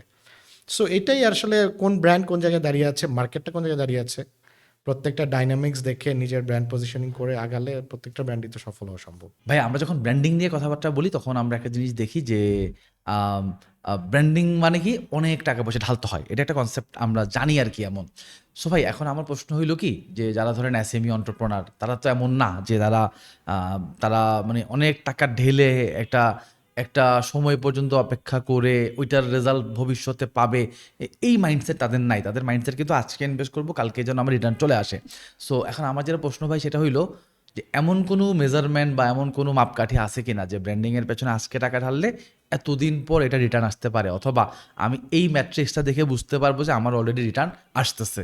একটা সহজ এক্সাম্পল দেই, মানে হয়তো ব্র্যান্ডের ইমপ্লিকেশনটা অনেকের বুঝতে খুব কষ্ট হয়, তো আমি সহজ এক্সাম্পল দিই। যেমন আমি পছন্দ করি আমার জানা জায়গাগুলো থেকে এক্সাম্পল দিতে রাদার দেন হাইপোথেটিক্যাল কিছু বলা। সো আপনি যদি পান্থপথ মোড়ে যান, আপনি দেখবেন যে অটোবির বোর্ড দিয়ে অনেক ফার্নিচার বিক্রি হচ্ছে কিন্তু। সো অটোবির বোর্ড দিয়ে বানানো একটা ফার্নিচার লোকাল স্ক্রু দিয়ে আঠা টাঠা দিয়ে যখন বানায় বিক্রি করছে, তখন আপনি দেখবেন ওটার দাম 2500 একটা কম্পিউটার টেবিল। সেটা যখন আপনি অটোবির আউটলেটে যাবেন, আপনি you will buy it with for example 4800 or somewhere, প্রায় 2000-2500 টাকা বেশি। তো এখানে একই জিনিস, একই ম্যাটেরিয়াল, অটোবির বোর্ডে কেউ বাইরে বানাচ্ছে, কেউ শোরুমে বিক্রি করছে। তা আপনি 2000 টাকাটা কেন দিচ্ছেন আসলে? আপনি দিচ্ছেন goodwill, they are charging for goodwill. এবং আপনি জানেন যে অটোবি একটা মিনিমাম স্ট্যান্ডার্ডের নিচে হয়তো ফার্নিচারটা বানাবে না। আমি একেবারে ঠকে যাব না, কারণ আই ট্রাস্ট দ্য ব্র্যান্ড, এবং ওরা হয়তো এমন কিছু যা ইচ্ছা তাই দিবে না যেটা আসলে মানে বাসে আনতে আনতে ভেঙে যাবে। তো এই ধরনের আসলে ব্র্যান্ড তো আমাকে এই ধরনের মাইলেজই দিবে। ব্র্যান্ডের যারা সহজ ভাষায় বুঝতে চায় যে আসলে ব্র্যান্ড আমাকে কী দিবে, এই যে মার্জিনটা আমি পাচ্ছি, এক্সট্রা মার্জিনটা with same kind of product, that is what brand is giving to you. যে কারণে আপনি দেখবেন ওই যে অনেক সময় ব্র্যান্ড ভ্যালুর জন্য 3500-4000 কোটি টাকা বিভিন্ন কোম্পানি পেয়ে যাচ্ছে। যখন বাই অ্যান্ড সেল হচ্ছে, শুধু ব্র্যান্ড ভ্যালু বাবদ তারা একটা বড় অ্যামাউন্ট পাচ্ছে, কারণ কি তার ব্র্যান্ডটাকে তো এস্টাবলিশ করতে হচ্ছে না, এবং সেই মার্জিনটা সে ইভেনচুয়ালি ফিউচারে সে চার্জ করতে পারবে যেহেতু সে ব্র্যান্ডটা কিনে নিয়েছে। সো আমার মনে হয় ওই পার্সপেক্টিভের ব্র্যান্ডটাকে দেখা দরকার। আর অবভিয়াসলি যেটা বললেন, আমি আপনার কোশ্চেনটা খুবই রেলেভেন্ট, সবাই আমাদেরকে এই কোশ্চেনটা করে যে আসলে এই যা বেশি টাকা তো খরচ করতে চাচ্ছে না এন্টারপ্রেনাররা, বা বড় এন্টারপ্রেনাররাও কম চায়, আর মিডিয়াম এন্টারপ্রেনার তো ব্র্যান্ডে টাকা খরচ করতেই চায় না। ঠিক আছে, তো আসলে তাদের এক্সপেকটেশন আমাদের থেকে কি, মানে একটা ব্র্যান্ড ম্যানেজার থেকে বা একটা হেড অফ ব্র্যান্ড থেকে তারা আসলে কি এক্সপেক্ট করে? আমি যদি খুব সহজ ভাষায় বলি, যেমন একটা টার্ম মাঝখানে খুব জনপ্রিয় হয়েছিল, সেটা একটা হিন্দি টার্মই বলবো, জুগার। আমি জানি না আপনি দেখেছেন কিনা, যে পৃথিবীতে ইন্ডিয়ান সিইওরা এত জনপ্রিয় কেন? কারণ হচ্ছে যে জুগার বলতে তারা বোঝায় যে অল্প কিছু জিনিস নিয়ে ইন্ডিয়ান সিইওরা ম্যাক্সিমাম আউটপুট দিতে পারে। তারা সবসময় এইটা চায় না যে আমার এটা নেই কেন, ওইটা নেই কেন, আমার এটা একটু বাড়ায় দেন, ওইটা একটু করে দেন। তারা হচ্ছে এসে দেখবে যে সিনারিওতে তার হাতে কি অপশনস আছে, সে ওইটা নিয়ে কিভাবে মাল্টিটাস্কিং ম্যানেজ করে সে কিভাবে ওইটা থেকে আউটপুট দিতে পারবে, ম্যানেজমেন্টও তাই পছন্দ করে।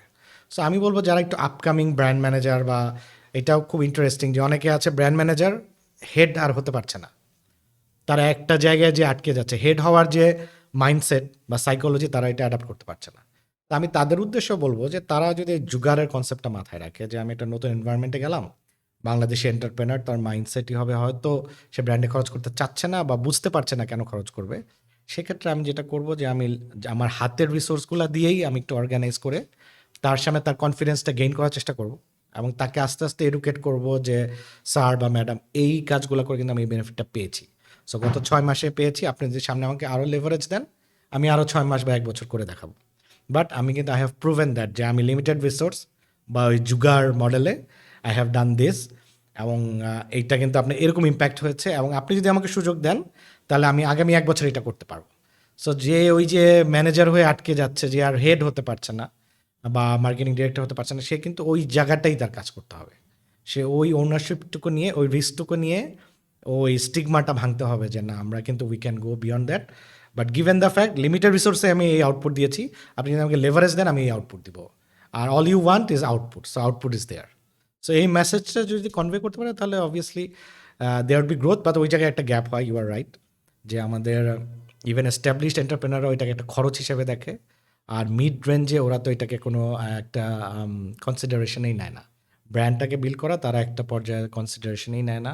আবার যখন কনসিডারেশনে নেয় এদার দ্যাটস টু লেট, অথবা they get into wrong hands, ভুল মানুষের কাছে যায়, ভুল মানুষ তাকে হয়তো এক্সপ্লয়েট করে, তারপরে তার ব্র্যান্ডিং সম্পর্কে একটা ভুল ধারণা হয়ে যায় যে এই মানুষগুলো আসলে এরকম করলে আমি আসলে শকের মধ্যে চলে যাব, দিস অ্যান্ড দ্যাট। হ্যাঁ, সো এইটা আসলে আমার মনে হয় যে চেঞ্জ হচ্ছে কারণ আমি একটা এক্সাম্পল দিব।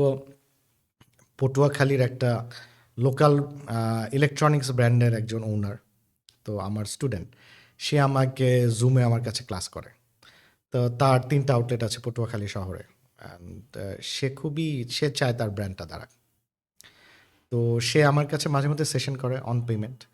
তো আমি অনেক দিন চিন্তা করেছি যে উনি আসলে এটা কেন করেন। পটুয়াখালীর একজন লোকাল বিজনেসম্যান, তার 2টা ইলেকট্রনিক্স আউটলেট আছে, সে একটা ব্র্যান্ড হিসেবে নিজেকে দাঁড়া করাতে চায়। তো বাট আমি অ্যাপ্রিসিয়েট করি, এরকম কিন্তু অনেকেই আছেন যারা আসলে লোকাল লেভেলে খুব সাকসেসফুল বিজনেসম্যান। যেমন আমি কোট করি আমার স্টুডেন্টটা, যিনি ইয়েস ইলেকট্রনিক্স নামে তার একটা আছে, ইয়েস ওয়াই দিয়ে লোগো, বিউটিফুল লোগো।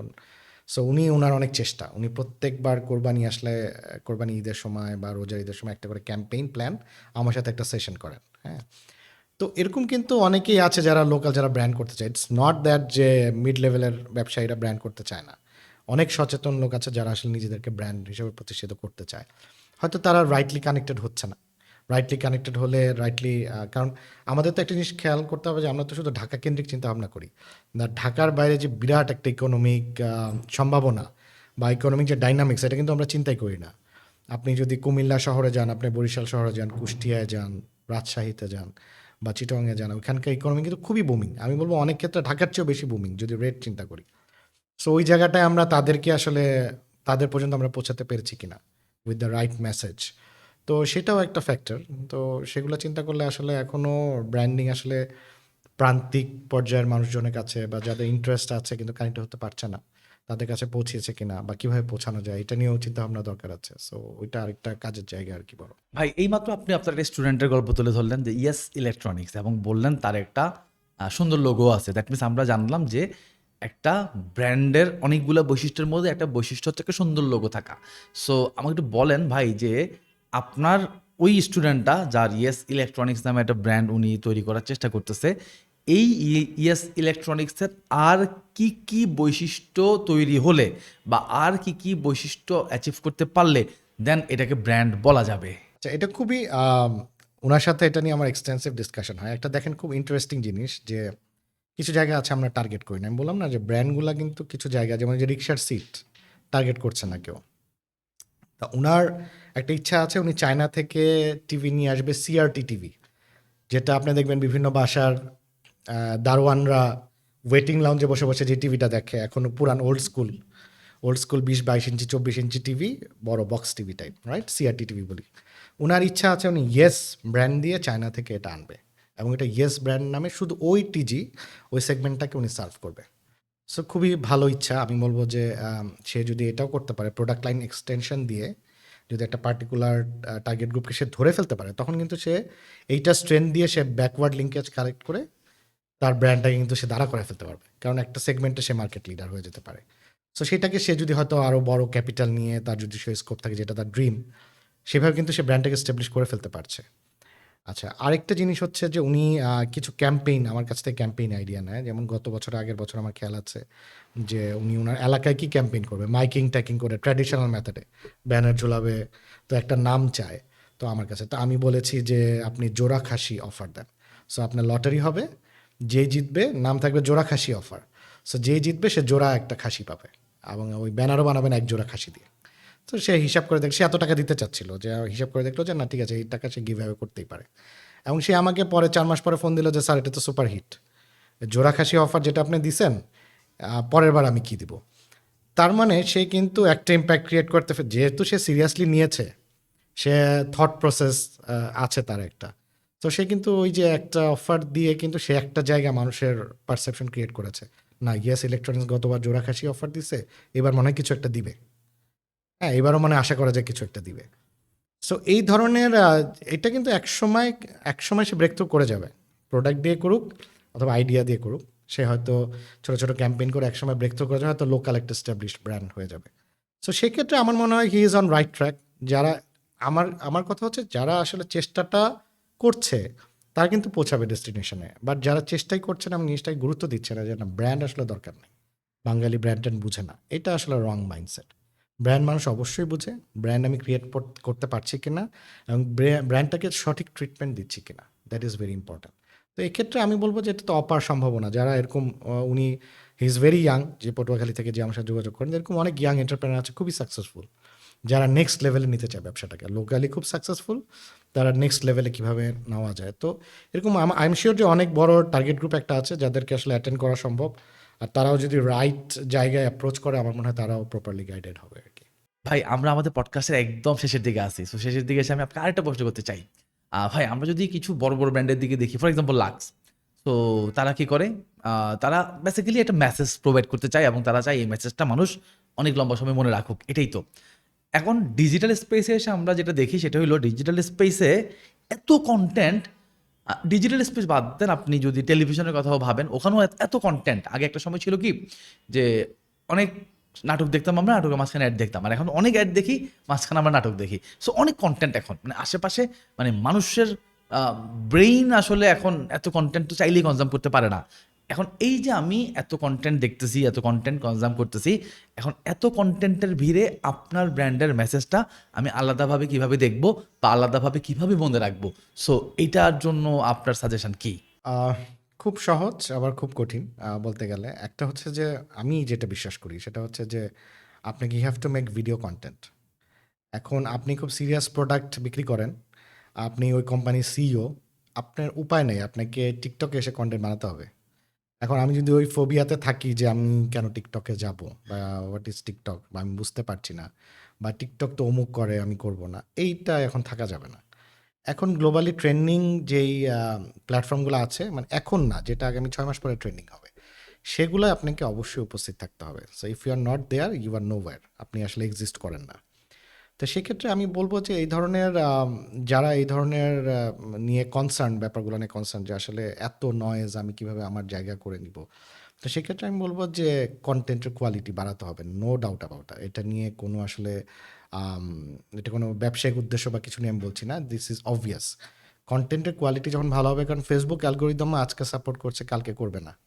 তো আমার কন্টেন্টের ওয়েটেজটা, একটা ভালো কন্টেন্ট অনেক দিন ইম্প্যাক্টফুল থাকবে আমার টার্গেট গ্রুপের মনে, সে ওই কন্টেন্টটা দিয়ে আমাকে মনে রাখবে। তো আমার পরামর্শ হচ্ছে যে আপনি কন্টেন্টের নলেজ গেইন করুন, অথবা যারা কন্টেন্টের নলেজ অলরেডি রাখে তাদের সাথে আপনি ক্লোজ ইন টাচ থাকুন। আহ, অনেক মানুষের কন্টেন্ট দেখেন, হ্যাঁ, এবং ওই কন্টেন্ট দিয়ে আসলে আপনি ব্রেক থ্রু করতে পারবেন। আদারওয়াইজ ওই আমি শুধু বুস্টিং করব বা আমি শুধু বিগ আইডিয়া দিয়ে করে ফেলবো, এটা এখন হবে না। এখন আমাকে কনস্ট্যান্টলি রেলেভেন্ট কন্টেন্ট দিয়ে যেতে হবে, এবং সেটা দিতে হবে কি আমার আর্থসামাজিক প্রেক্ষাপট এবং আমার কম্পিটিশনের প্রেক্ষাপট, দুইটা চিন্তা। আমার কম্পিটিশন কি করছে এবং আমার আজকের দিনে কি ম্যাটার করে এই দেশের মানুষের কাছে, এই দুইটাকে ব্লেন্ড করে যখন আমি কন্টেন্ট বানাবো, তখন আমার ব্র্যান্ডটা টপ অফ মাইন্ডে থাকবে মানুষের, যে না এই ব্র্যান্ডটা কালকে আমি এটার কন্টেন্ট দেখেছি যে এই মেসেজটা তারা দিতে চাচ্ছে। যখন এই ডিসকাশনের মধ্যে আপনি থাকতে পারবেন তখনই আপনার প্রোডাক্টটা কাজ করবে। সো এটা পার্সোনাল ব্র্যান্ডিংয়ের ক্ষেত্রে হতে পারে, এটা একটা প্রোডাক্টের ক্ষেত্রে হতে পারে, অথবা এটা একটা সার্ভিস, একটা কোম্পানি, তাদের ক্ষেত্রে হতে পারে। সো ওইটাই the bottom line. You have to learn যে কীভাবে কন্টেন্ট বানাতে হয়, কীভাবে কঠিন মেসেজটা সহজভাবে দেওয়া যায়। যেমন আমি রিসেন্টলি খুবই অ্যামেজড হলাম, আমি আমার টিমের সাথেও শেয়ার করেছি যে একটা কোম্পানি তারা তায়াম্মুমের মাটি বিক্রি করছে। সো আই বট 3 কপি, যারা বক্স করে তায়াম্মুম, যারা অজু করেন, নামাজ পড়েন, পানি না থাকলে তায়াম্মুম করা যায়, ইউনো। তো মাটি বিক্রি করছে। তো সে একটা সিঙ্গেল পেজ করেছে, 2-3টা ক্যাটাগরি, একটা ছোটো মাটি, একটা বড় মাটি, একটা মিডিয়াম মাটি, এবং সে বিক্রি করছে। I immediately order 3, 1 for my father, 1 for me and 1 for my kid. তো আমরা 3টা প্যাকেট আমার বাসায় ডেলিভারি হয়ে গেছে। তো someone can sell bare soil, তো এটাও তো সম্ভব। এখন সে তায়াম্মুম .org বা এরকম একটা কিছু একটা নাম দিয়েছে, সে একটা অ্যাওয়ারনেস ভিডিও পোস্ট করেছে যে কীভাবে তায়াম্মুম করতে হয় অজু মতন করে, যেটা অনেকেই জানে না। অনেক পুরানো নামাজিও তায়াম্মুম করতে জানে না, এবং সিম্পল একটা মাটি সুন্দর এটা প্যাকেজিং করে সে কয়েকটা কালারের বক্স বানিয়ে হি সেলিং ইট, কয়েকটা সাইজ প্যাটার্ন ক্রিয়েট করে। সো আসলে কি মানে এখানে চ্যালেঞ্জ যেরকম আছে, অপরচুনিটিটা তো সেরকম। আমি হয়তো অনেক দিন ধরেই আমি একটা লং ট্রিপে গেছি, অনেক ঠান্ডার মধ্যে, আমি লং বাসে গেছি একটা যে 11 ঘন্টা জার্নি চিটং গেছি, এখন আমি ওয়াটার ওয়াজ নট অ্যাভেলেবল, আমি তায়াম্মুমের মাটিটা ক্যারি করতেই পারতাম। তো আমি রিসেন্ট ট্রিপ থেকে আই রিয়েলাইজ যে একটা তায়াম্মুমের কোনো মেকানিজম থাকলে আমি কিন্তু নামাজ মিস করতাম না বা ম্যানেজ করে ফেলতে পারতাম। তো ওই সময়টায় যখন আমার চিন্তাধারাটা ওরকম ছিল, তখনই কিন্তু এই কন্টেন্ট আমাকে হিট করেছে, যে সামওয়ান যে তায়াম্মুমের মাটি আমি প্যাকেজিং করে বিক্রি করছি এবং এভাবে তায়াম্মুম করতে হয়, অ্যাওয়ারনেস প্লাস হচ্ছে প্রোডাক্ট শোকেজিং। তো এইভাবে তো অনেকে ব্যবসা করছে। নয়েজের মধ্যে আমি যে হারিয়ে যাব, নট নেসেসারিলি, আমার product innovation is always there. সব কিছুই blended by good content, blended by good content এবং রাইট টার্গেট গ্রুপকে আমি হিট করতে পারছি কিনা, রাইট টাইমে, timing is also very important. So এগুলো চিন্তা করে যদি ব্র্যান্ডগুলো কাজ করে তাহলে কিন্তু ব্র্যান্ড দাঁড়িয়ে যাবে। হ্যাঁ, তো এখানে আসলে ওই সবাই কি এই কনটেক্সটগুলো নিয়েই কন্টেন্ট বানাচ্ছে কিনা, আদৌ বানাচ্ছে না কিনা কন্টেন্ট, বা রাইট কন্টেন্ট বানাচ্ছে কিনা। হ্যাঁ, সবাই যদি রাইট কন্টেন্ট বানায় সেখানে কি ব্র্যান্ডের মেসেজটা কনভে হচ্ছে কিনা, যে যা সে বলতে চায়। এগুলো চিন্তা করলে কিন্তু এখনকার কনটেক্সটে অনেক কিছু করা সম্ভব। ছোট একটা এক্সাম্পল দিলাম, এরকম অনেক এক্সাম্পল আছে। আমি একটা সেদিন ক্লক কিনলাম। So I wanted a digital clock যেটা অ্যালার্ম দিবে। আই ওয়ান্টেড ডুয়াল অ্যালার্ম যেটা 5টার সময় অ্যালার্ম দিবে, 8টার সময় অ্যালার্ম দিবে। সো এবং আই ওয়ান্টেড সামথিং যেটা পুরান দিনের যে টেবিল ক্লকগুলো ওই যে ক্রিং ক্রিং ক্রিং খুব জোরে বাজে, ঘন্টি type. So I wanted that clock. আমার মনে কিন্তু প্রজেকশন আছে, বাট আমি কোথাও পাচ্ছিলাম না। বাট আই অলসো ডাউটেড যে এরকম আদৌ কেউ বানায় কিনা। But one fine morning I got যে একটা এরকম কমিউনিকেশন এসেছে যে আমরা এরকম ঘড়ি বানাচ্ছি যেখানে dual alarm, digital alarm with that ঘন্টি সিস্টেম অ্যালার্ম। ঠিক আছে, আই ওয়ান্টেড ইট এবং ইমিডিয়েটলি যখন কানেক্ট হয়েছে I bought it. I also recommended few others যে তোমরা ডিজিটাল যদি ক্লক চাও, টেবিল ক্লক যেটা ডুয়াল অ্যালার্ম আছে with that traditional alarm system, you can buy that. So the people are penetrating. মানে এখানে তো আমার মনে হয় অপরচুনিটি আরও বেশি, যে আমাদের হয়তো কানেকশন হচ্ছিল না, এখন কানেকশন হওয়ার একটা সুযোগ। Digital is a straight platform যেটা ডিরেক্টলি আমাকে নিয়ে যাবে যার সাথে আমার আসলে যোগাযোগ হচ্ছিল না আগে। বাট ওইটা আসলে একটু স্মার্টলি ব্র্যান্ডের অ্যাঙ্গেলে একটু বিল্ড করে প্রমোট করলে হয়তো রেজাল্টটা ভালো আসবে। সো আই সি অপরচুনিটিস এখানে। ইটস নট দ্যাট যে নয়েজ ইজ ব্যাড, অনেক সময় আসলে যদি right content can bit the noise always.